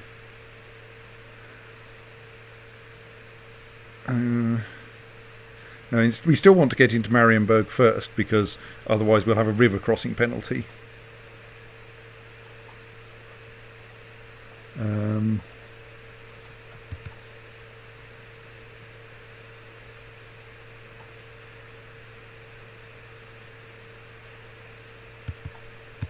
I think that's just the weird Princess Paula has been briefly elected as a successor to something.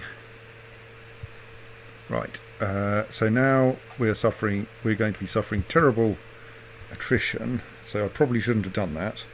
I should have remembered that that was going to happen. We will construct a fort which will deal with the immediate attrition problem. What's the supply limit there? 2.6 thousand. So what I think I should do is split off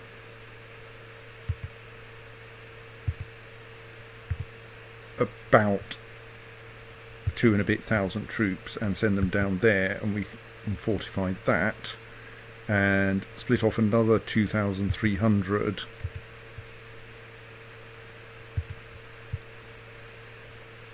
No, I've got that wrong. I think. Have I? No, maybe I haven't. Okay, it's going to be slightly. We can't really split off 2,300, so we'll split off 1,500 and leave Duke Uberto's rather oversized army behind. Because if we can even start a siege there, we can start building a fort there.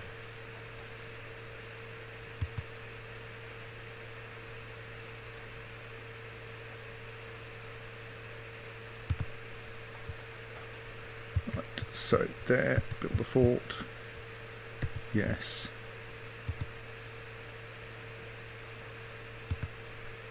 There, build a fort. Yes.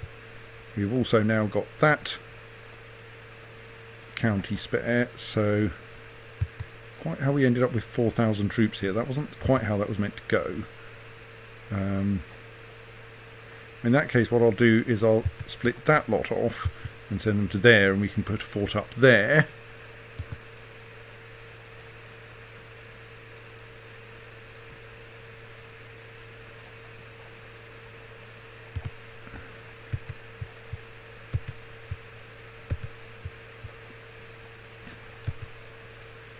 So we now have a fort built in Marienburg, so we can, once all the forts are built, we can then move. We'll then bring all the troops back, I think. Actually, no, given... no, that's sensible.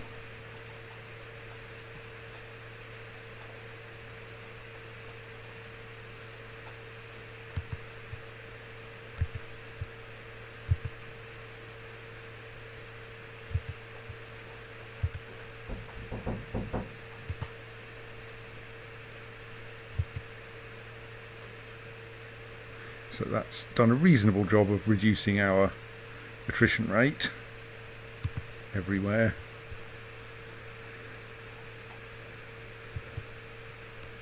So now let's... I think now we actually pile everyone together into a single county, the one that's doing the... no, we'll pile those three since they've made 0 siege. Those ones, that one. Zoom in, Ben. That one. No, that's not right. That one and that one should pile into Marienburg, because now that has a supply limit of 21,000 because of that fort. and that will allow us to finish this siege a bit faster.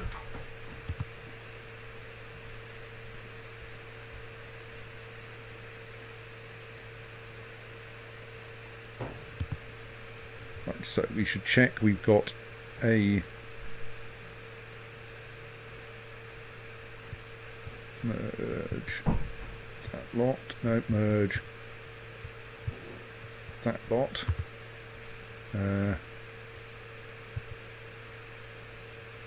Make sure that we have our one remaining siege leader somewhere around. He should probably go on. He should probably go on that flank.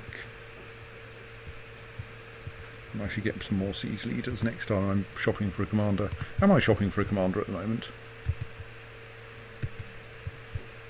Oh no, I stuck Jan Leone in, yes, which is perfectly sensible. Actually, let's make sure that Jan Leone is leading something. Get him some experience in this relatively inconsequential war. Rather relatively relaxed war. Oh, there's a slight benefit to having me in the special place for the in the holy site, isn't there? I think.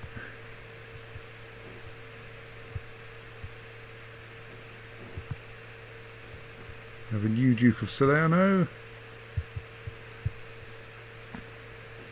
who is sadly currently imprisoned by the Byzantine Empire.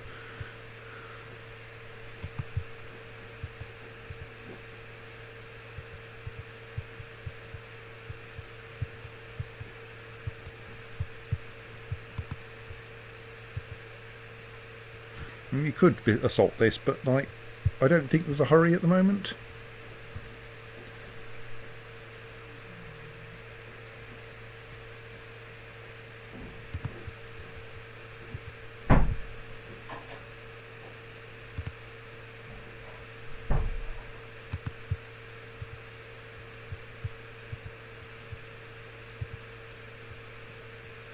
We have nowhere near enough money to build anything at present. I mean, we do at least still have a positive monthly balance, so that's nice.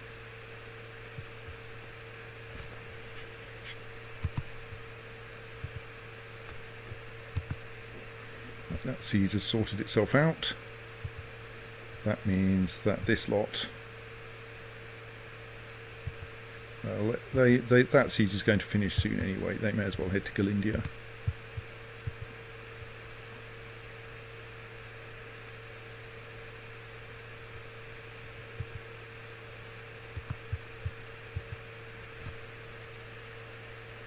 I'm not quite sure what I want to do next here. Why I haven't spent any of these advance points. I mean, I kind of want to get more local customs, but that'll cost a lot.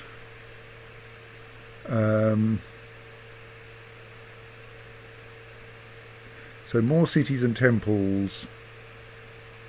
That's just an actual boost. Yeah, that's plus 5% tax on cities. That's actually worth having. Yeah, let's grab that. And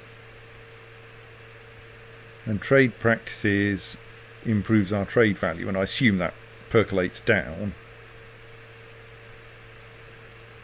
Let's buy that as well, since we've got these spare points kicking around. I'd like to have better siege equipment, actually. Let's have some better siege equipment as well while we're here.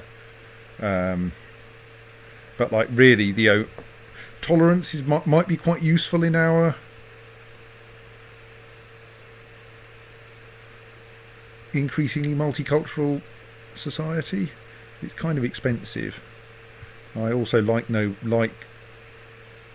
gradually increasing every feudal character's opinion of me. Oh, that's rather exciting.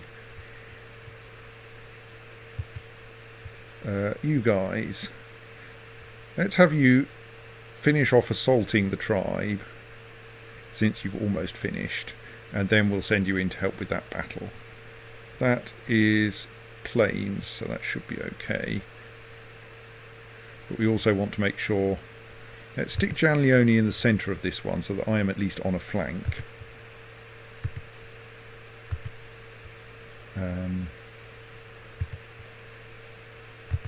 And then assault so that we can get those troops into this battle quickly.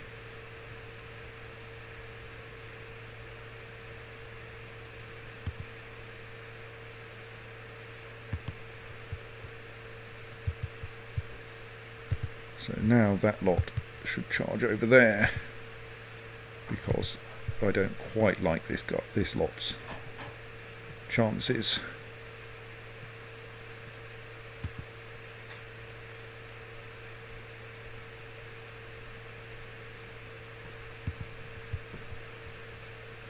The new Duke of Thurgau.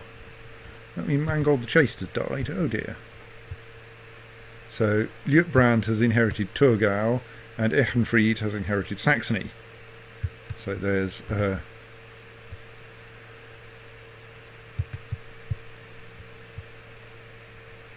Gavelkind having an effect for you. Oh yes, I want to switch to realm view so I can actually see how our taking this territory is going.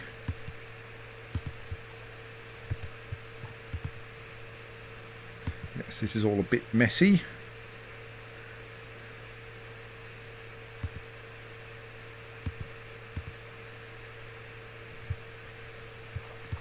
But that should make it a bit better.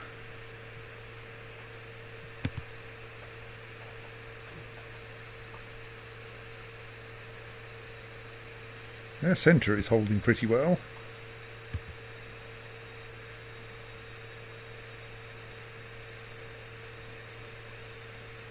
Centre is holding very well.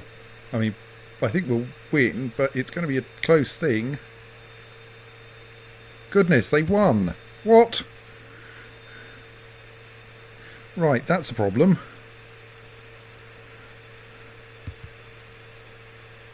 They pursue my excellent Italian troops off the plain of Galindia.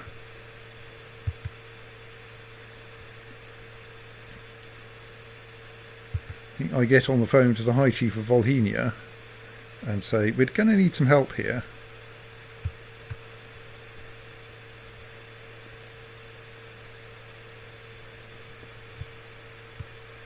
No, I'm not allowed to do anything with them.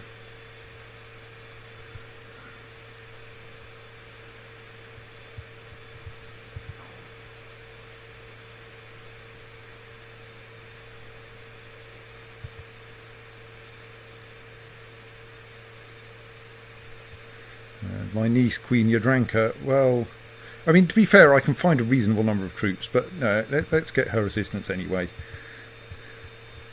I don't ask for the help of my allies very often. Right, meanwhile, I think we're going to need to raise some more troops.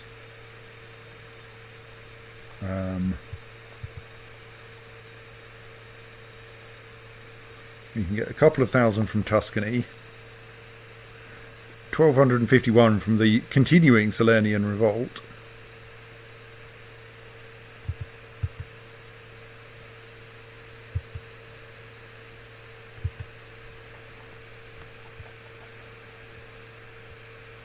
Possibly I could usefully raise my personal levy as well. It's still in a fairly terrible state, but let's do that. Because that only costs me money to run, which is why I keep running them down. Right.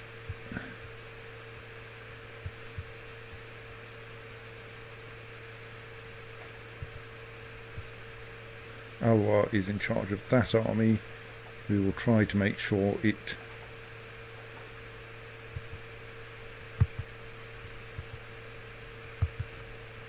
alright, no, into that county first. Oh no, actually it'll probably be fine if he goes via Capua. So we'll try to have him sweep up the others as he catches up with them.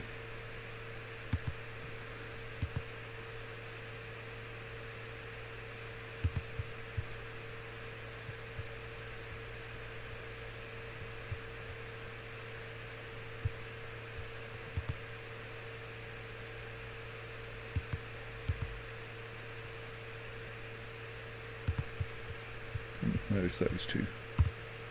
they're slightly out of sync.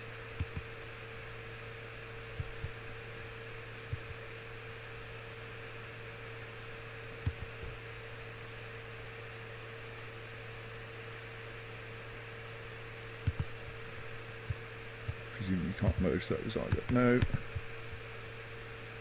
Oh, Duke Alberto has died. Right, that may be an interesting situation depending on what happens to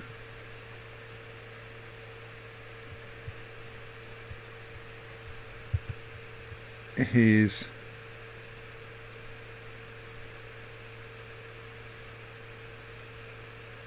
so now we have a separate we seem to have lost our Salernian revolt, and the duchies of Friuli and Milan. Where's Milan got to? What's going on with my vassals now?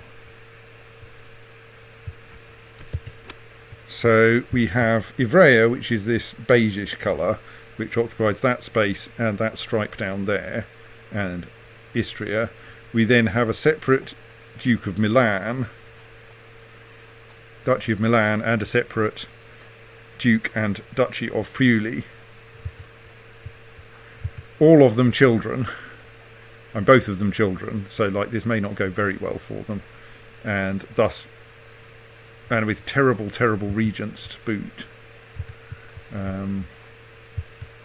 Kind of tempted to try to improve their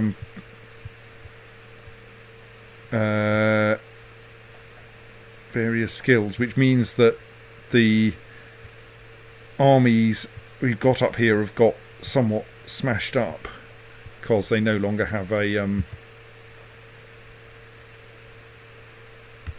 they no longer are all under the same person. So I think we may as well raise the not very big armies of Milan and Friuli.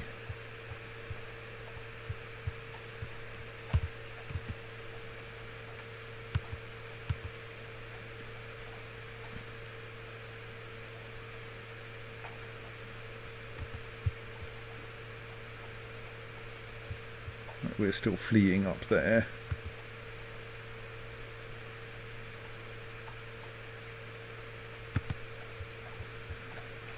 Steward Anoirin, has some interesting ideas on how to improve the economy. We could spend 20 gold and improve our economic technology spread rate, or we could not. Oh, let's spend the money and get the tech.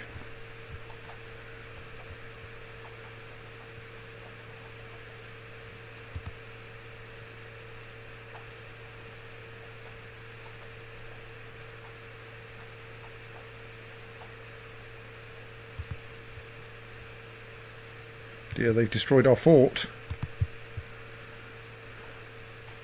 Right, so that army is now back together again. Let's at least get them back up to our border.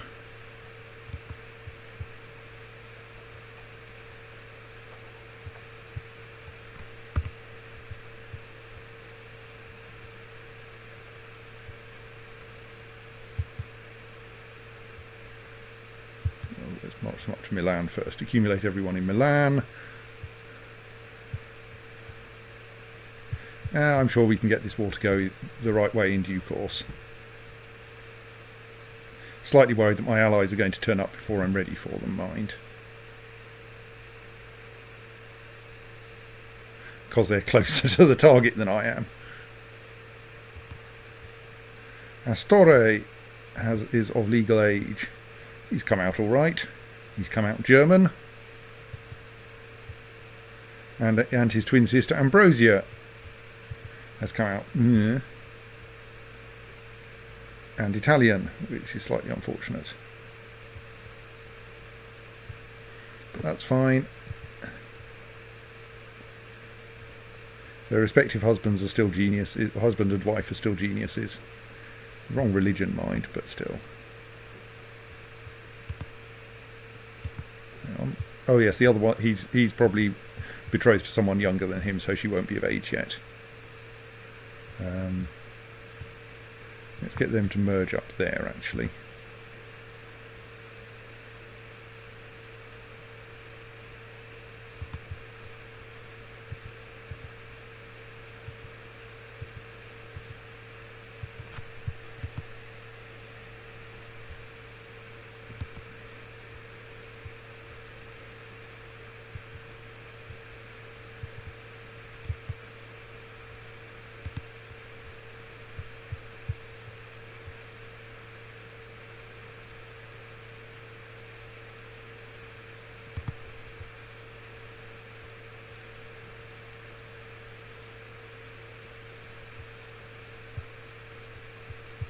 Do we have any good defensible land up here?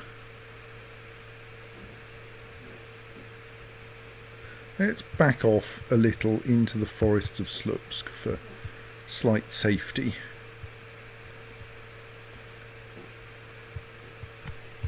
While we organise the next army. Hope that we get joined by the Volhynian army in Slupsk, who have just marched uselessly through somewhere that has a terrible supply limit.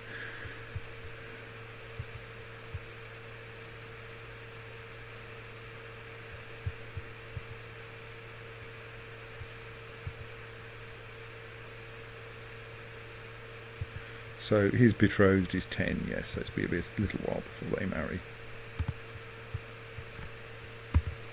Right, that lot, with some useful people at their head, should join us in Slupsk.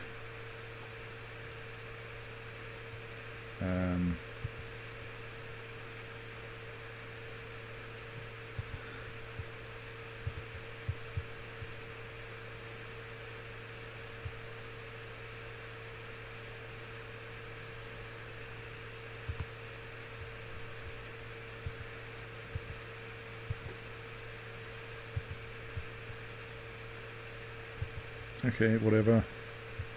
Our new Duke of Ivrea, who is still pretty terrifying in military terms, is doing stuff.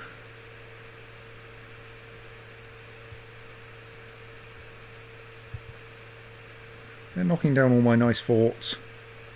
I have to build new ones.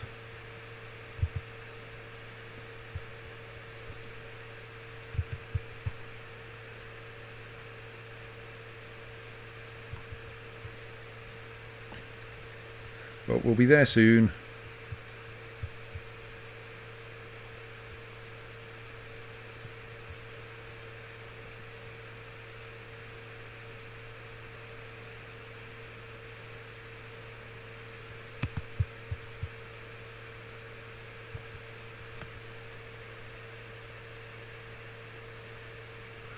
I mean, I'm slightly dubious about the fact that they appear to be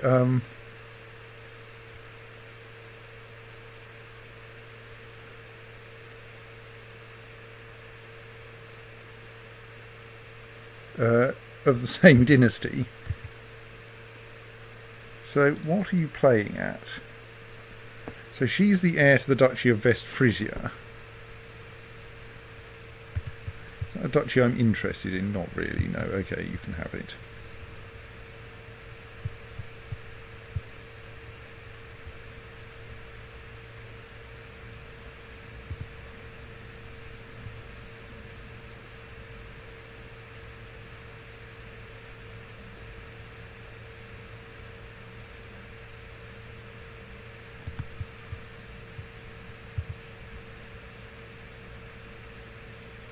Oh, you're offering me Gleb back. Yes.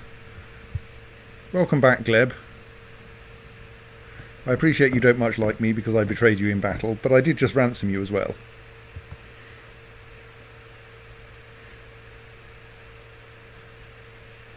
Actually, we should make you a commander.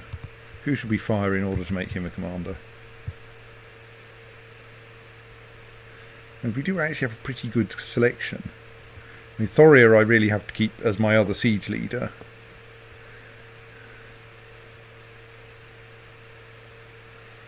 Well, let's relieve Vela for now.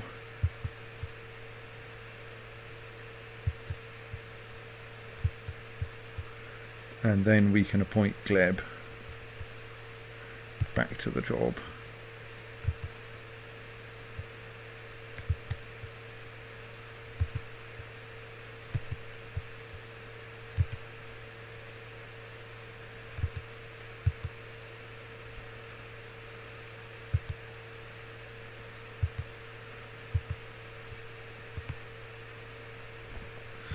Yeah, I'm not too worried about what's going on up here. I think we're going to be able to deal with that shortly. We've got us and our allies. We have 12,000 troops between us.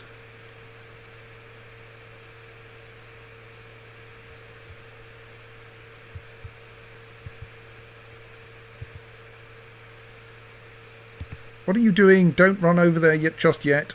I'm just getting everyone here.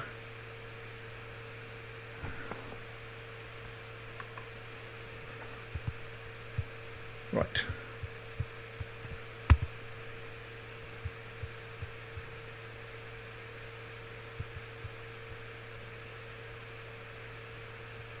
Yeah, that'll probably do. That looks reasonably well balanced.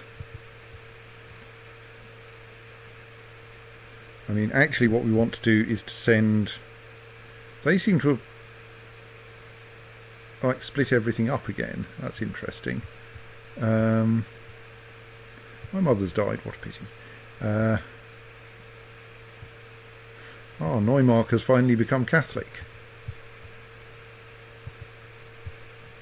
Right, so now I could split off some smallish armies to try to go and build forts along the north coast at least.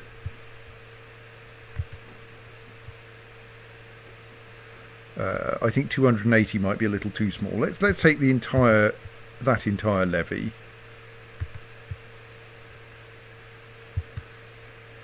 And send them over there to build a fort. Don't really want them engaging anyone else though.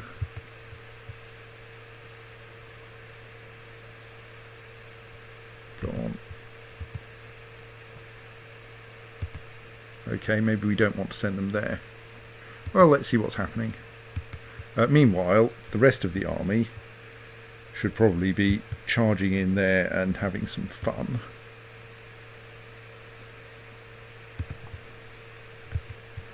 Anna is now 6 years old. So we need to find someone for her, someone to educate her.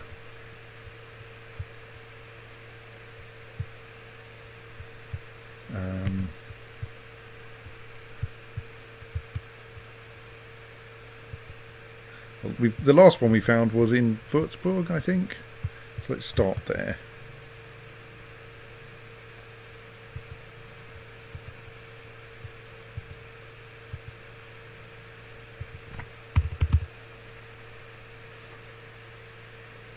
Okay, she'll do.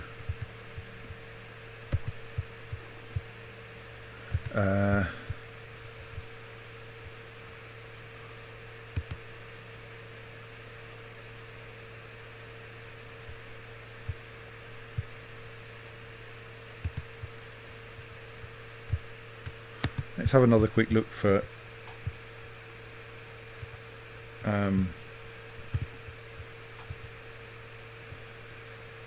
potential betrothals.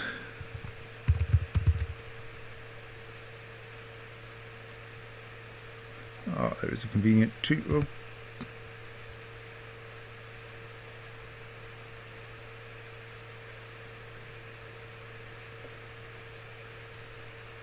Yes, we'll let the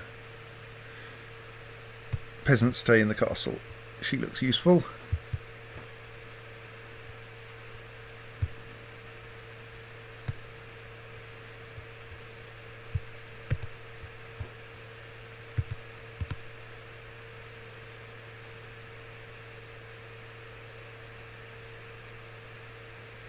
Right, I should have been preparing for this battle. It worries me a little. Kind of hope we can flank them well.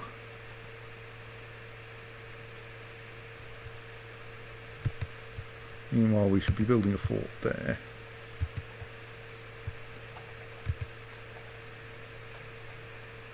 What are you doing, leading one of my flanks? That's really not going to go well. I mean, it is going well, to be honest, but... Okay, my flanking ability is proving very helpful.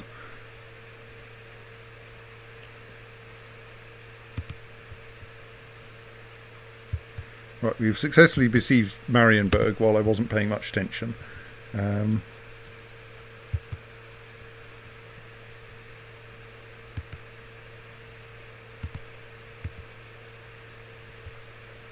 And we've won the Battle of Briesen.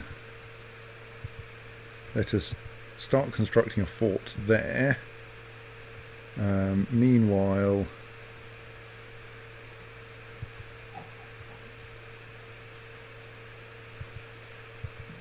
split off some units to go elsewhere.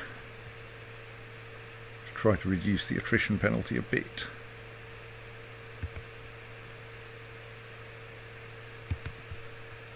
Construct a fort there.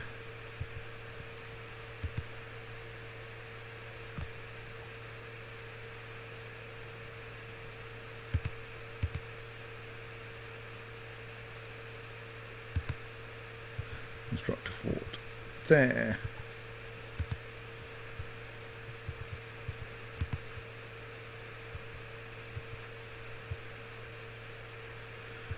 The bishopric of Aquino has apparently been passed on. Don't know that I have any idea who should be the next bishop of Aquino, though. I mean, I often appoint my commanders to bishoprics simply so that it forces them to stay around.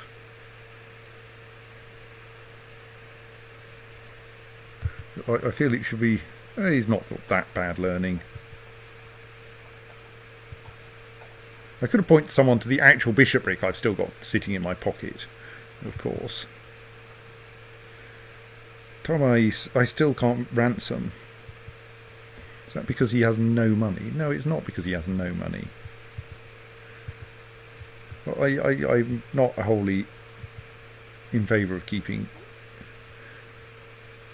random unpopular children lying around in my dungeons.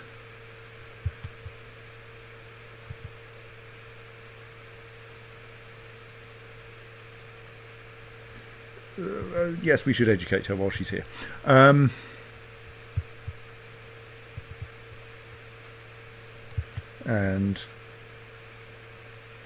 release her into house arrest.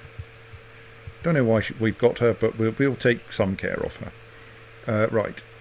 Was there something else I was doing? Oh, yes, I was going... Who should I appoint to these bishoprics? Maybe I should appoint some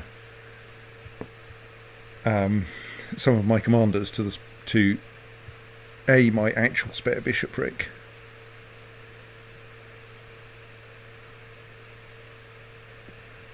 He's my only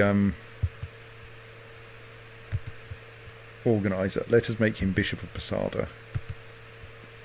And then we'll nominate Gleb as the successor to the current. Well, I suppose as his successor as well. I mean, as the successor to this one.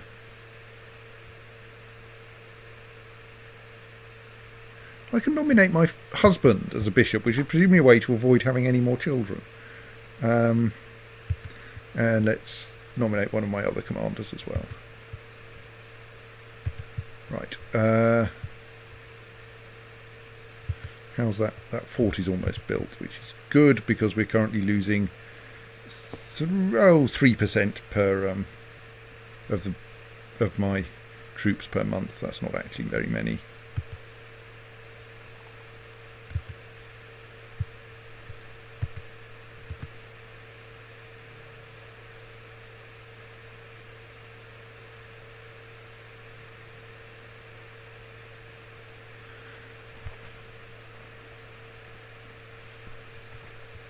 Some random bod in my court, whom I've just married into the family, yes. Well, he should probably become my new steward if he's that good. And he has a stewardship of 23, whereas my current steward has only 18. Yes.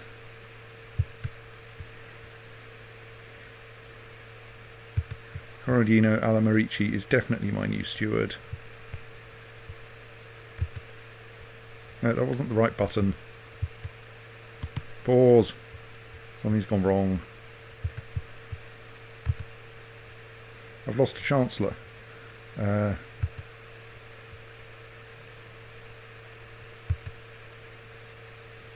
Is that actually my steward? No, that's my marshal. I keep clicking on my marshal rather than clicking on the county.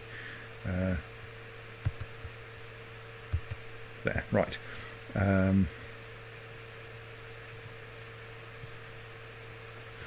So yes, what did my Chancellor just die? Ah, yes, Duke Edfrith has died.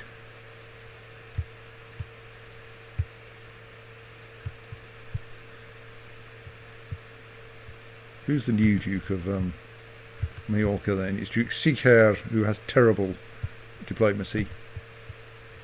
We got anyone around who has good diplomacy?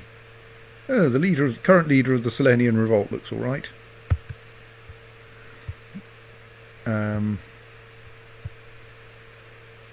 Who should he be improving my relations with? Paola di Spoleto, I think. I mean, we have... but the numbers there in general are better. Duchy of Salerno.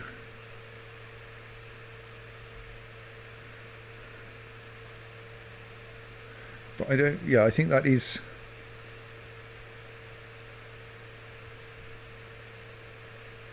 Okay, yes, we should send... Oh no, we should send him to Ivrea, as is so often the way. Right.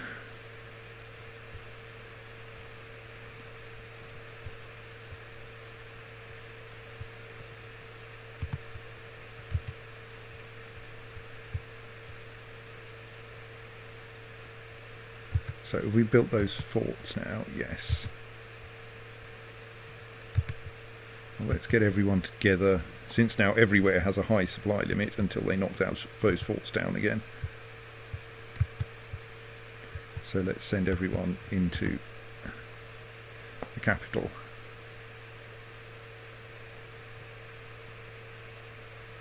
Make sure we actually have a siege leader on this. We do. We don't.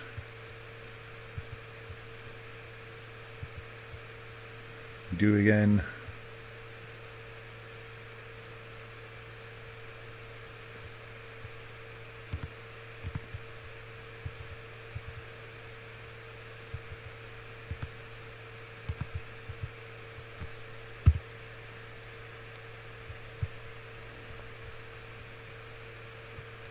So now the idea is we try to besiege everything and hope no enemy armies turn up in the meantime.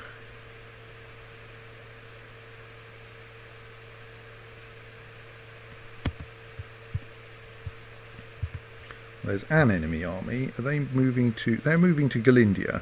Let us wait those 3 days and then surprise them.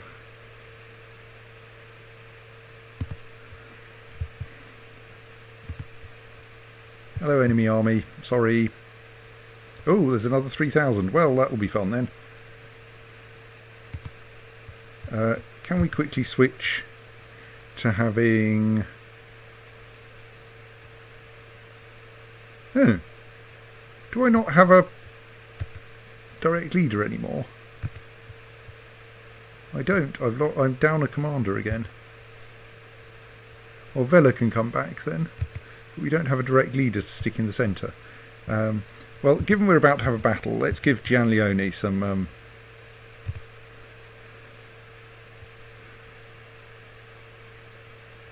actual experience.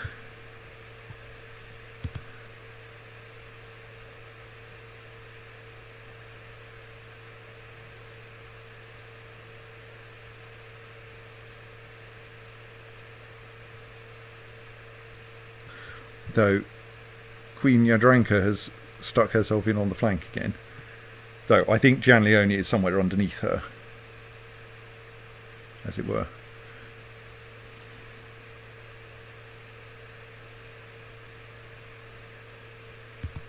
Right. 100% war score. We don't need to besiege anything else.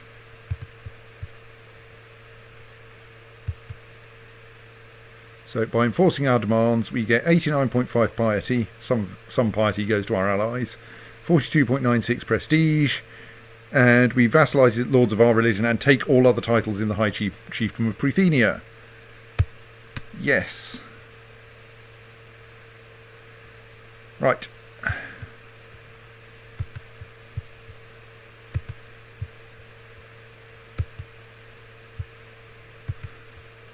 There's still a decent proportion of the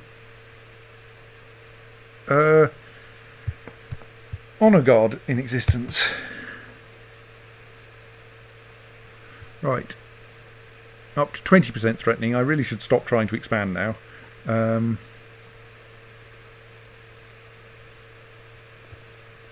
So, time to do some tedious administration, probably.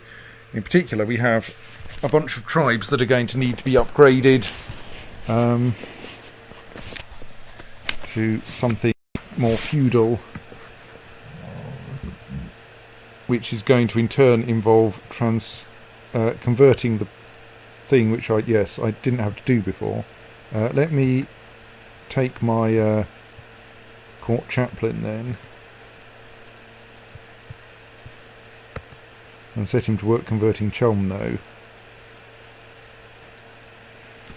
So I'm not sure if it would be better for me to...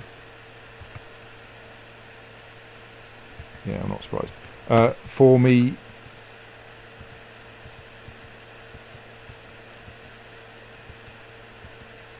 to grant these to people who will then become tribal and hope that they convert themselves to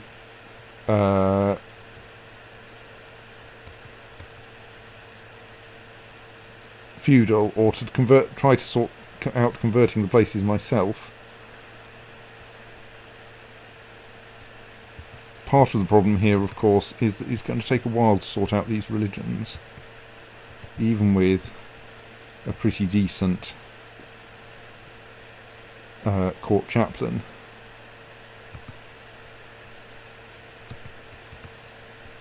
So essentially I can, once the county has the correct religion, I can upgrade the tribe to a first level castle, and at that point it becomes a properly feudal county rather than tribal county.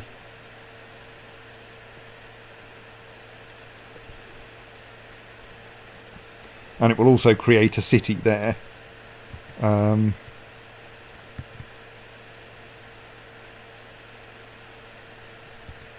we're also going to need to construct stone hill forts everywhere, so we could do that. Well, I mean, until we run out of money.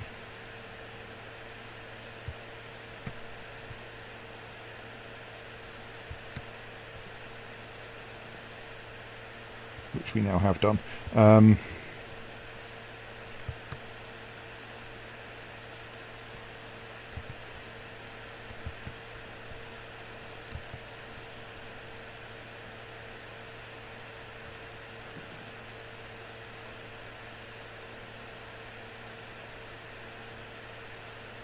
So that's going to take a while.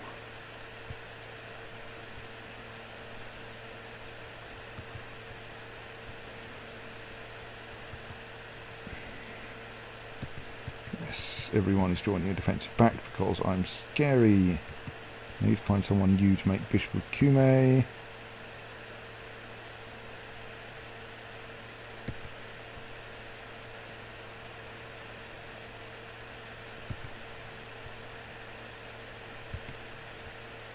Oh, he's already successor to one of the other ones.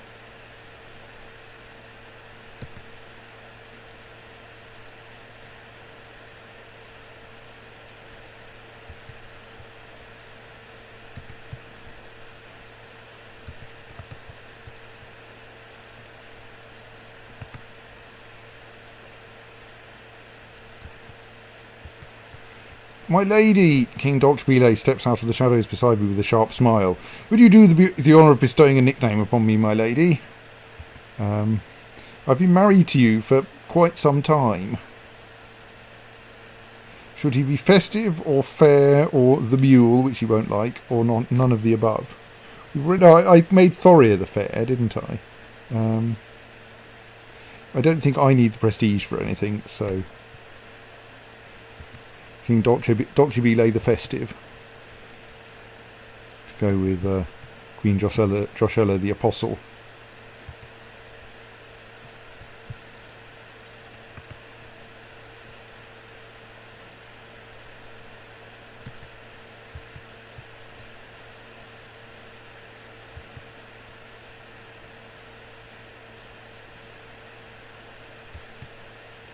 Oh dear, I've become ill.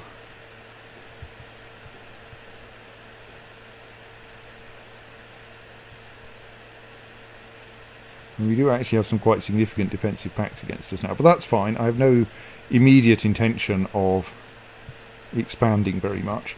I think I should actually look for potential candidates to grant these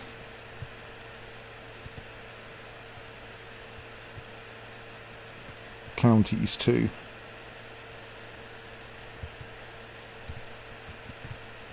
So what I'm looking for is preferably an immediate heir who's willing to join my court. That would be perfect.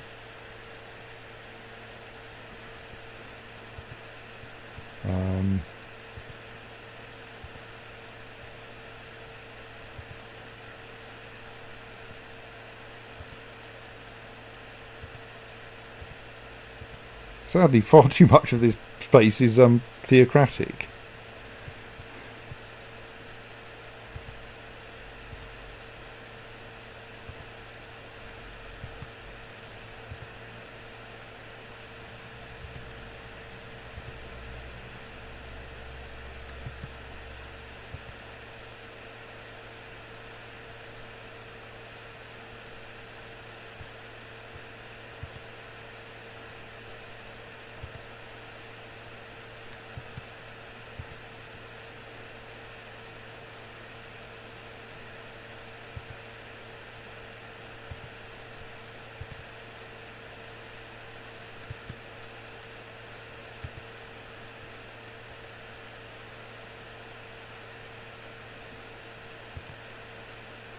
He might be persuadable. So he's the heir to Zerbst, which is definitely part de jure now, at least, of the Kingdom of Germany.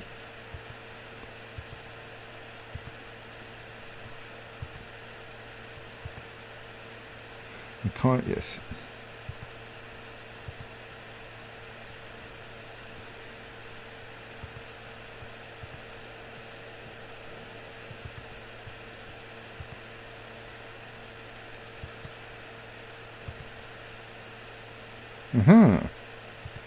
Oh, hang on, no. That's well, so how does that inherit then? That's open elective. Okay, that's probably not going to work then.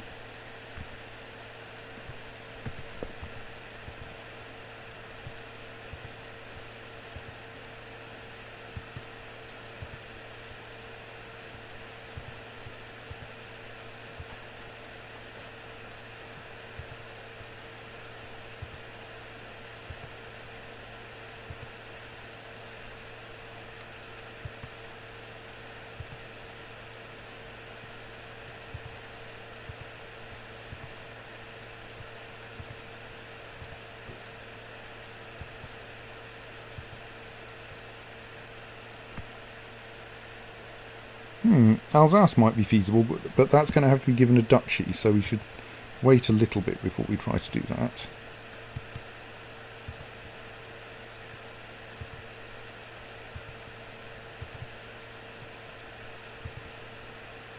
Trying not to accidentally end up visiting the same place multiple times. Probably not. Have I done this bit? Might have done.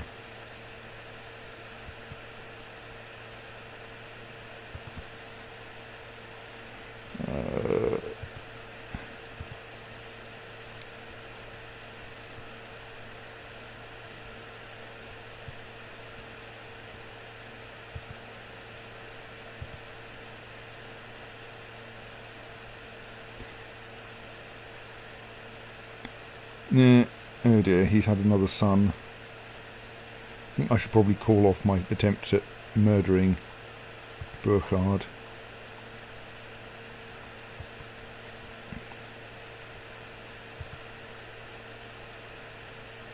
I don't think that's helpful anymore. Right, so Zerbst looked like actually being feasible. And while he won't currently join my court, he would need 1, 2, 3, 4, 5 more pips of opinion. That would whack him way beyond that.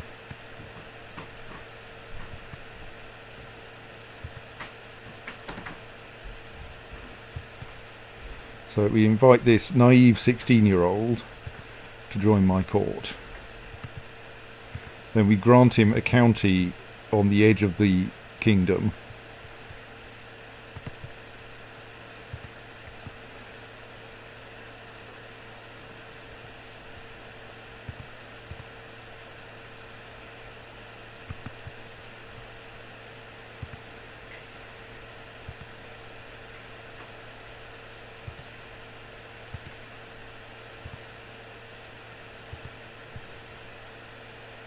I may have screwed this up somehow. In particular, I've just had the thought, if it's a Gavel-kind succession, he may not inherit if we grant him a county. Which it is, curses, it will then just get inherited by someone different unless we murder our way through the entire family.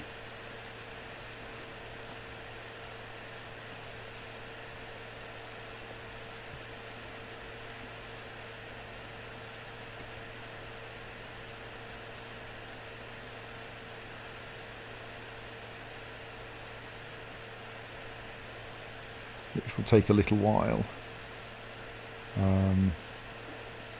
I mean, we could do it anyway.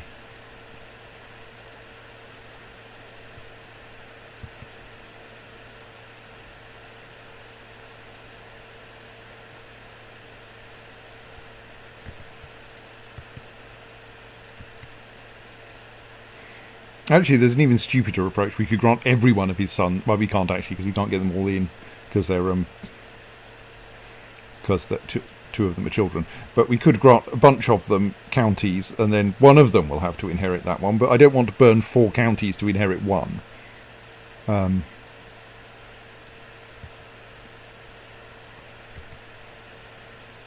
we could grant him the county of Sambia, and then, like, see what happens.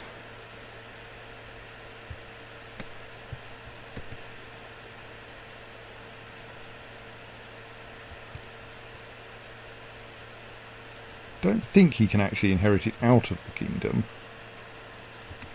because he's a count now. So unless he inherits a duchy,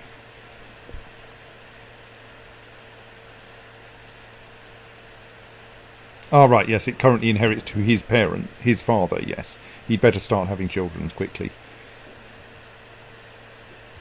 Also, his brother had better not have children. His brother's, of course, only 16 as well. Let's set to work murdering the 16-year-old brother quickly.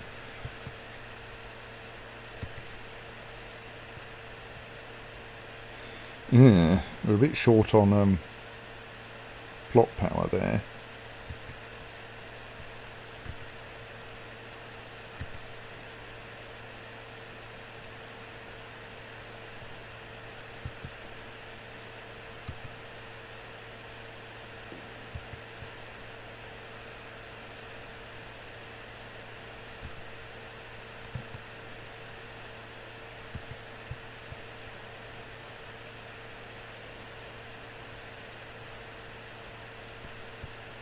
Let's get my spy mastering on this.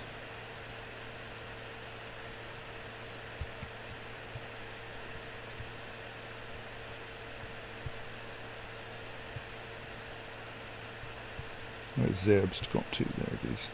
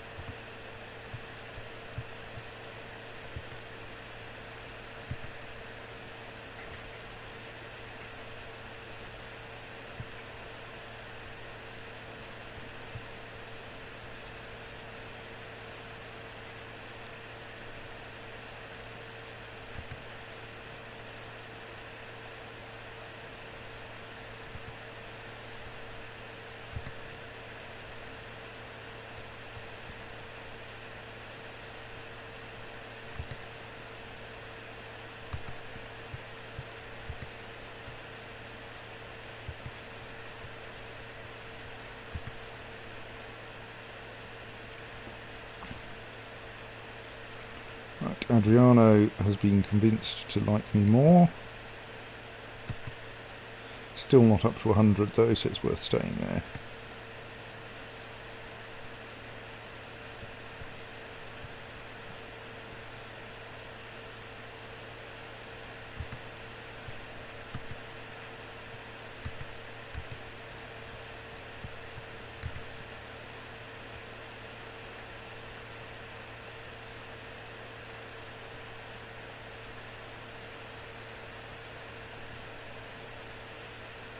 Like to let that decay a bit before I think about taking on Germany. Is Germany... Oh, I'm much better. Good. Is Germany in a defensive pact against me? No.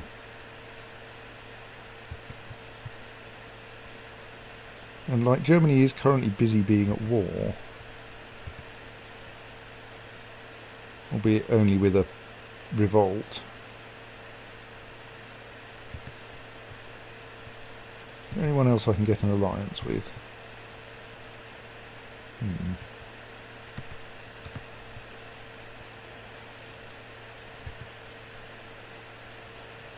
Maybe not while he's in the middle of a war.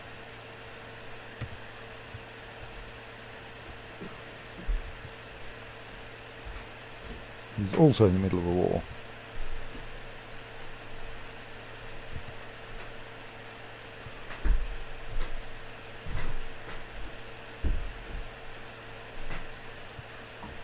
Is it actually in the middle of a war, or is no? Since you're a vassal, you can't, and it's a defensive war. You can't possibly call me into it.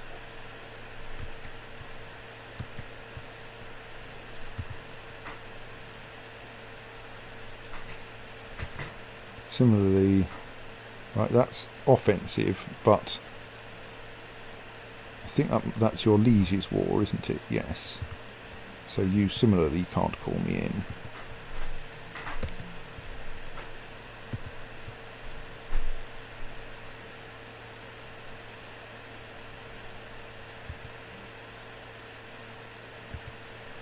Those are both your liege's wars, so you can't call me in. Oh. Okay.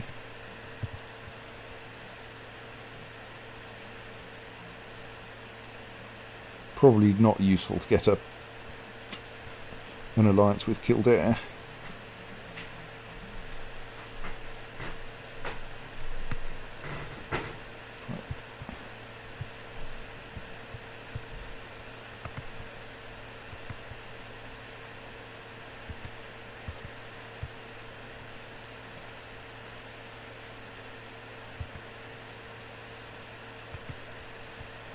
Oh, well, yes, you came and helped me in my war. I will help you in yours. Don't quite know what it is yet. So you're suffering from a revolt.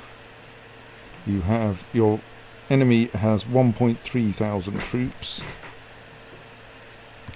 You only have 575, so yes, you're definitely going to need some help. Happily, Ivrea is quite close by. Bonk. Right. And let's also raise the neighbours, as it were.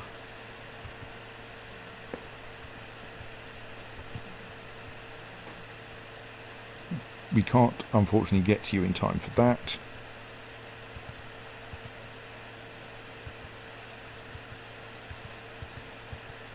I was wondering what that war was about. It apparently disappeared almost immediately.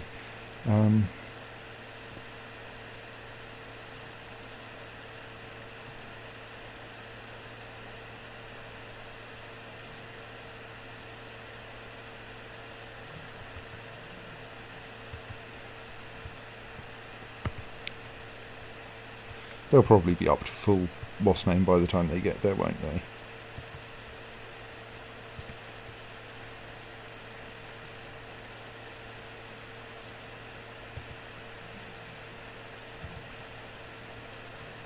I mean, she will also have lost that battle by the time we get there, but...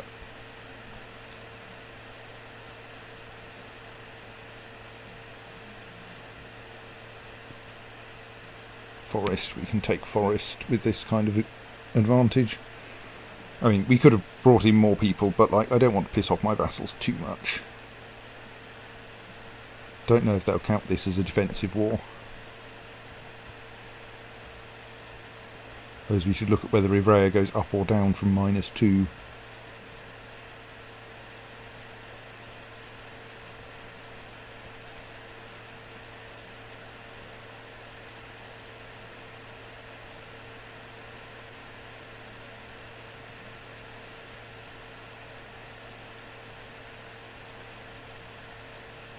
Well, that was fairly effective.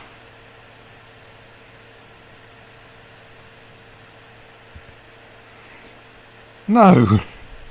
Things are going well when I suddenly hear an embarrassed huff from nearby. Spinning my mace ready, I see the enemy commander, Bishop Keoge, awkwardly attempting to climb a tree. I think he is trying to escape the battle, my lady, a soldier next to me muses. There you are, I've been itching for a fight. No, really, my personal combat skill is still -2. I may be brave, but I'm not that brave. I will let everyone know of his cowardice. Much safer. I mean, yes, okay, my death would not actually be bad at this stage. Right, I've captured the leader of the revolt.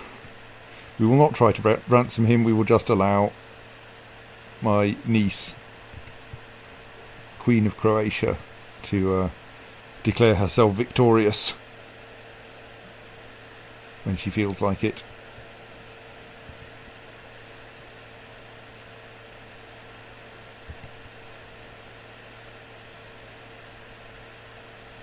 There we go. We thank you for your assistance in our war, Yadranka, and hope that you now treat the debt as having been repaid.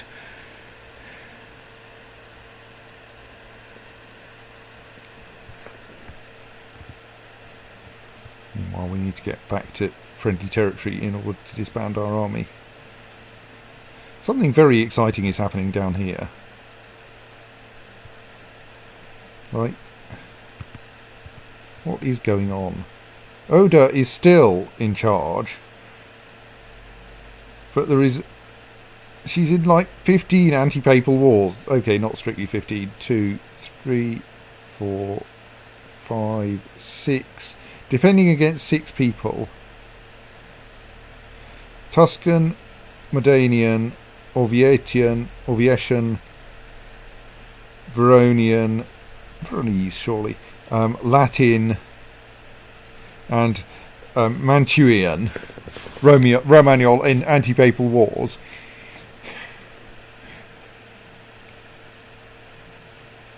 And like, everyone seems to be winning these. Does she just appoint a new anti-pope each time?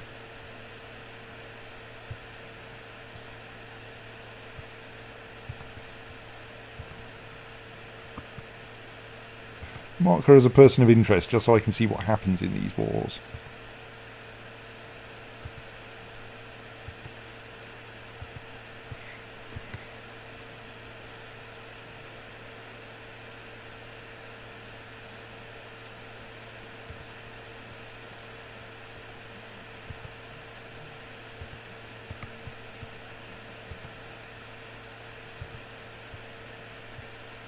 Oh, we have a gap for a commander. We also have a gap for a successor to a bishop, possibly for the same reason.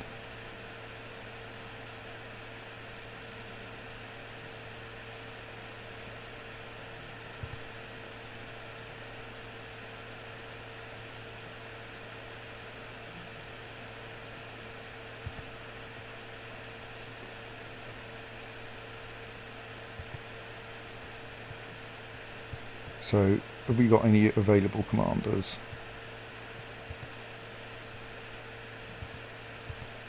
Really not. The best is my husband, who's middling terrible.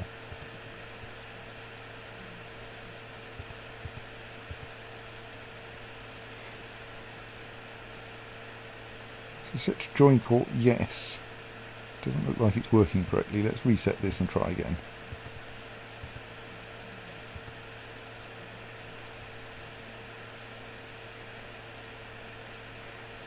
It would be quite nice to get. Oh, how are we off for organisers? We've only got one organiser. Right, let's recruit Yaramir. No, not send gift, invite to court.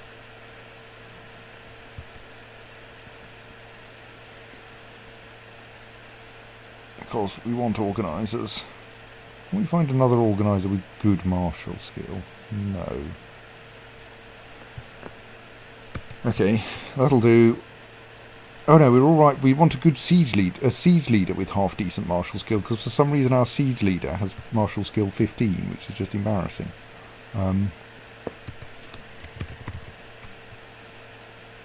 But we can only achieve 17 anyway. Okay, don't bother.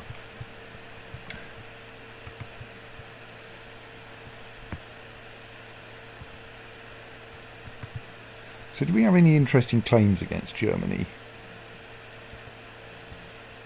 Now that, like, he's at least theoretically on a par with us, plus prone to getting into fights.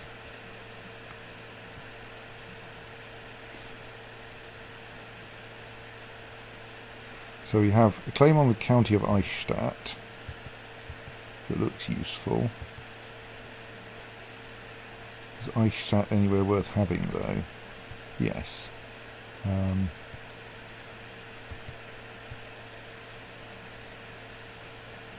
Claim on the county of Loon, or Lohn, I suspect, which is not so helpful because that is not de jure Germany.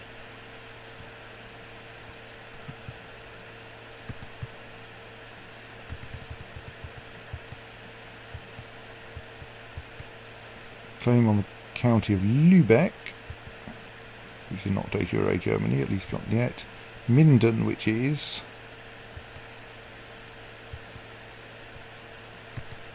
Paderborn, which is county of Thüringen, county of Worms, and indeed the county of Zerbst. On behalf of someone we already had. We have now also got an heir, well, someone who is probably, presumably not now the heir to the county of... well, he is still the heir to the county of Zerbst. That's odd.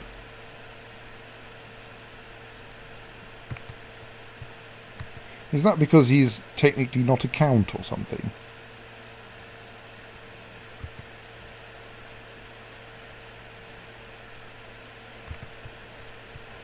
But then does that mean he'll still inherit? Ooh, I don't know. Maybe we don't need to murder anyone in Zerbst. That's intriguing. He's still involved in that war, isn't he? Yes.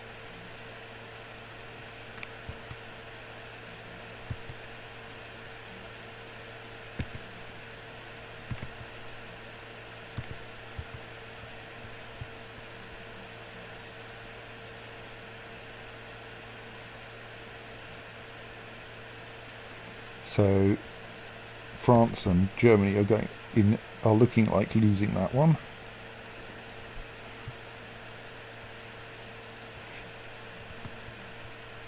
Right, Marienburg now does at least have a stone hill fort.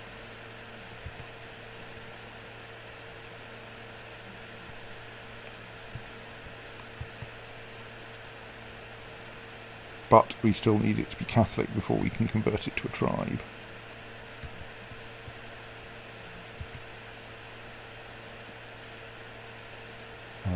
For 109 money we can upgrade Galindia to a reinforced hill fort, so we'll do that. This is now somebody else's problem. If he can find the money to build himself better hill forts, good luck to him. Right, so that's all good in a kind of slow moving way.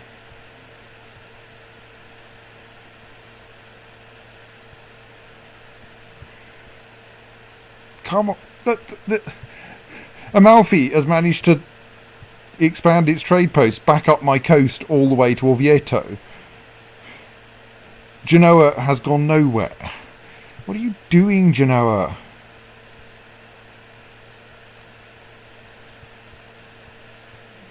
I mean, that means I could embargo them again, but like, Genoa, you are useless.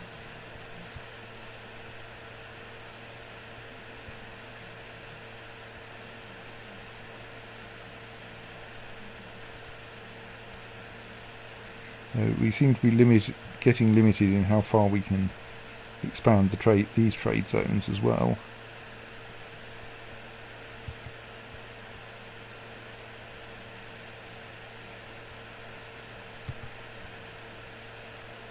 His trade income is still only 30.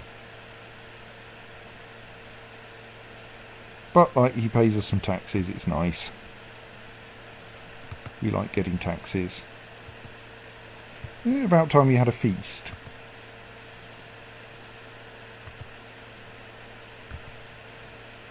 Yes. Oh, that icon has ended up on the left because I always have the ability to become celibate. I don't want to become celibate. I do want to hold a feast. Bore.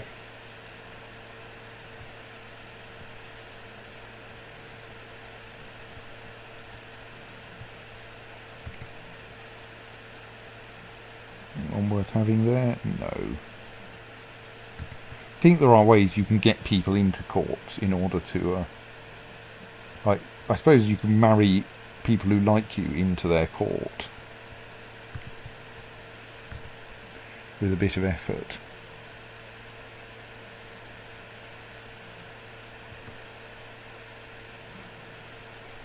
People who like you who have high intrigue.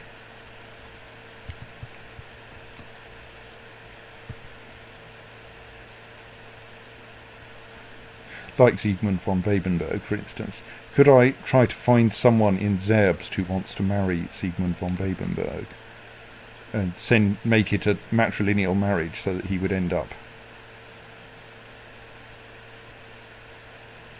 in that court? I mean, I don't know that it's worth burning him on sending him to this court, that court.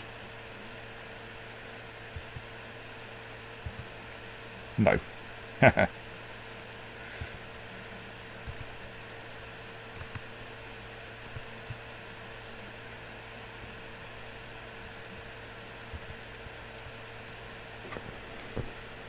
Spend all my money on trying to have a decent feast. Okay, not that much.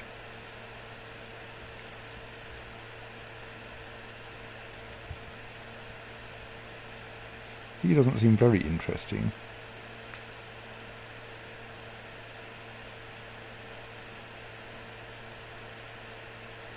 Usually go that way.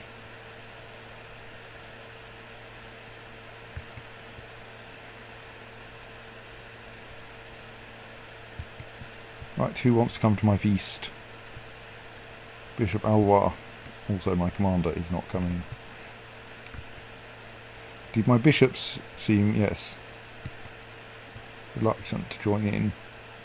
But to an extent, I don't care what they think of me. What's Amalfi up to? Oh, that's no. Is that an Amalfitan army? Yes, it is.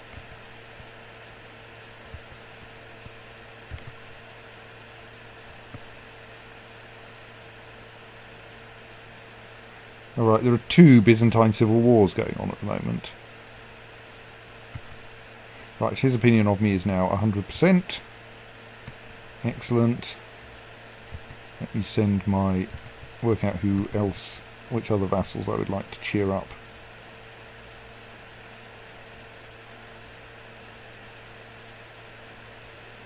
Salerno, I think, primarily.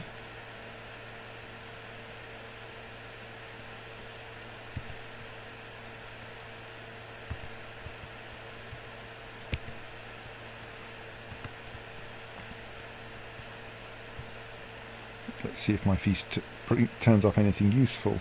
Oh, I haven't got a designated regent. Oh, excellent. Well, I mean, yes. Oh, the Doge of Pomerania. That's rather nice.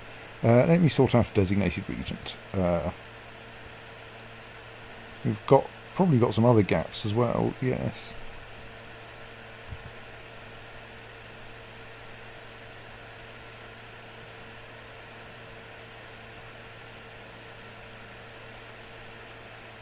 I mean, my husband is frankly pretty good.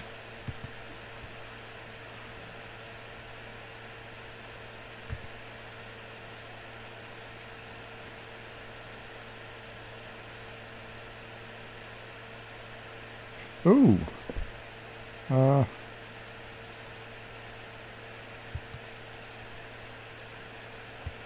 Prince Gregory has become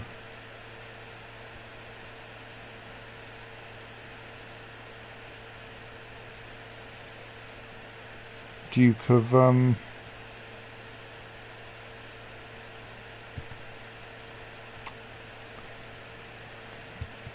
Latium.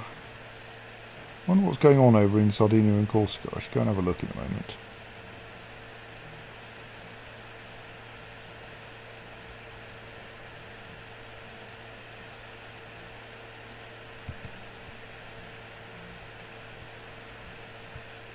Because that Gregory, who has just become Duke of Latium, is he the son of the current King Gregory of Sardinia and Corsica? He is. So the new heir to Sardinia and Corsica is Princess Stefania. Because they're actually going to have to break the run of Gregories, because the next Gregory has gone and become Duke of Latium. After presumably my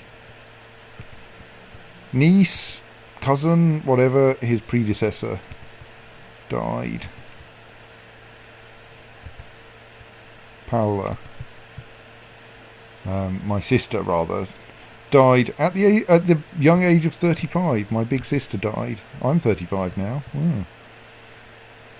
So become friends with the Doge of Pomerania, which is probably helpful.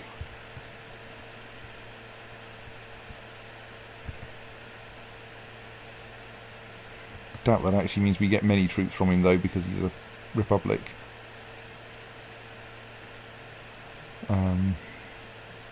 So things are deliberately set up so he doesn't provide us with very many troops, because I would prefer him to provide us with lots and lots of money,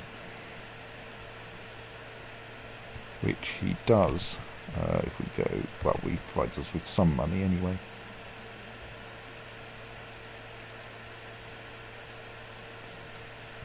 $27.9. If I could increase the tax rate, I would, but I think that needs a stupid amount of legalism. You can push it up to 45%, but that requires legalism 6. We currently have legalism 3 and a bit.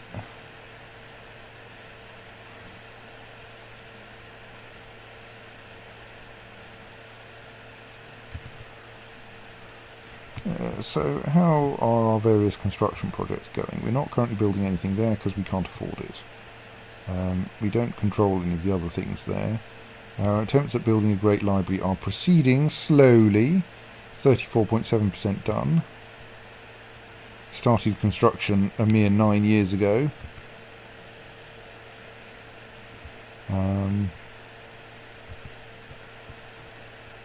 Over there, Aversa, again, we can't afford anything. We do only have 62 gold, but we can't really afford much.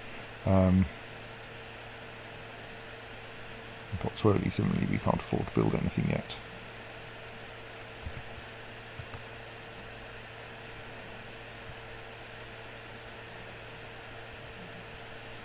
Well, I gained a friend. That's an excellent way for a feast to go.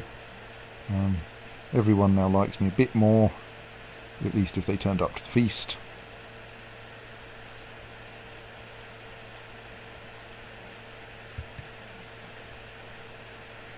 Let's see how have we got. I'm slightly surprised that that my character has had no more children since Anna at 7 years ago. Like, I'm 35, I still could. So she has a betrothal. Alberic, right, yep, they are all betrothed to someone. I think. I'll just check that none of their betrothed have died.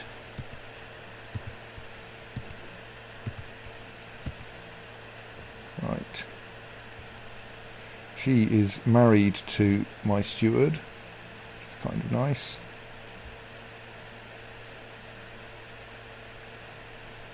Oh, I should remember this button exists.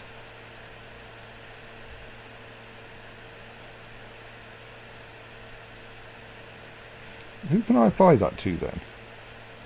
Like, does that apply to all my vassals, or is it only the ones of my dynasty or something? I mean, he's married, admittedly, but like that would still be helpful. Is this only a dynastic thing? No, I can't even do it to Gregory. It's probably only my children or something.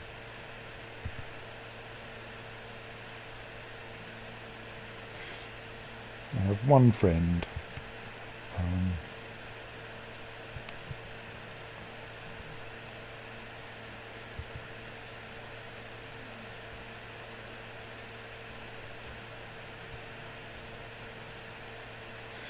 You have in learning 14. I'm not going to appoint you as court chaplain.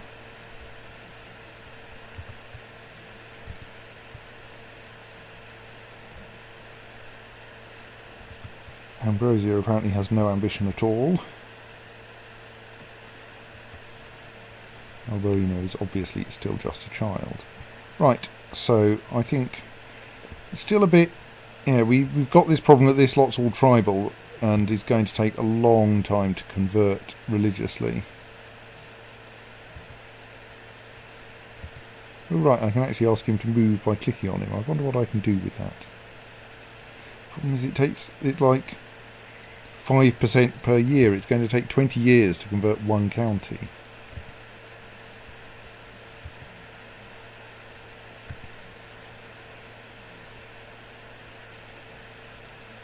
I mean, yes, we do it at least if I grant these out, they get a court chaplain each who will attempt to convert them. So I should probably continue trying to track down plausible inheritances, or even moderately implausible inheritances, and giving them away.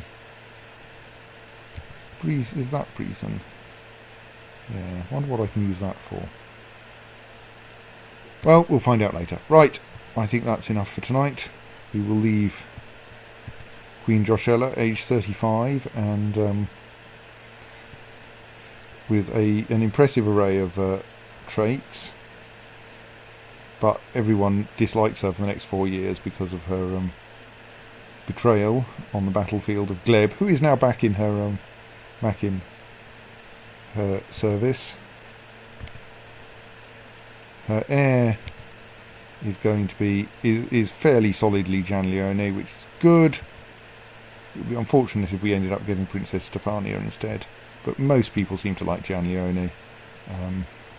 He is properly German, so we hope that when he inherits, we will be getting closer to the point where we can usurp the Kingdom of Germany.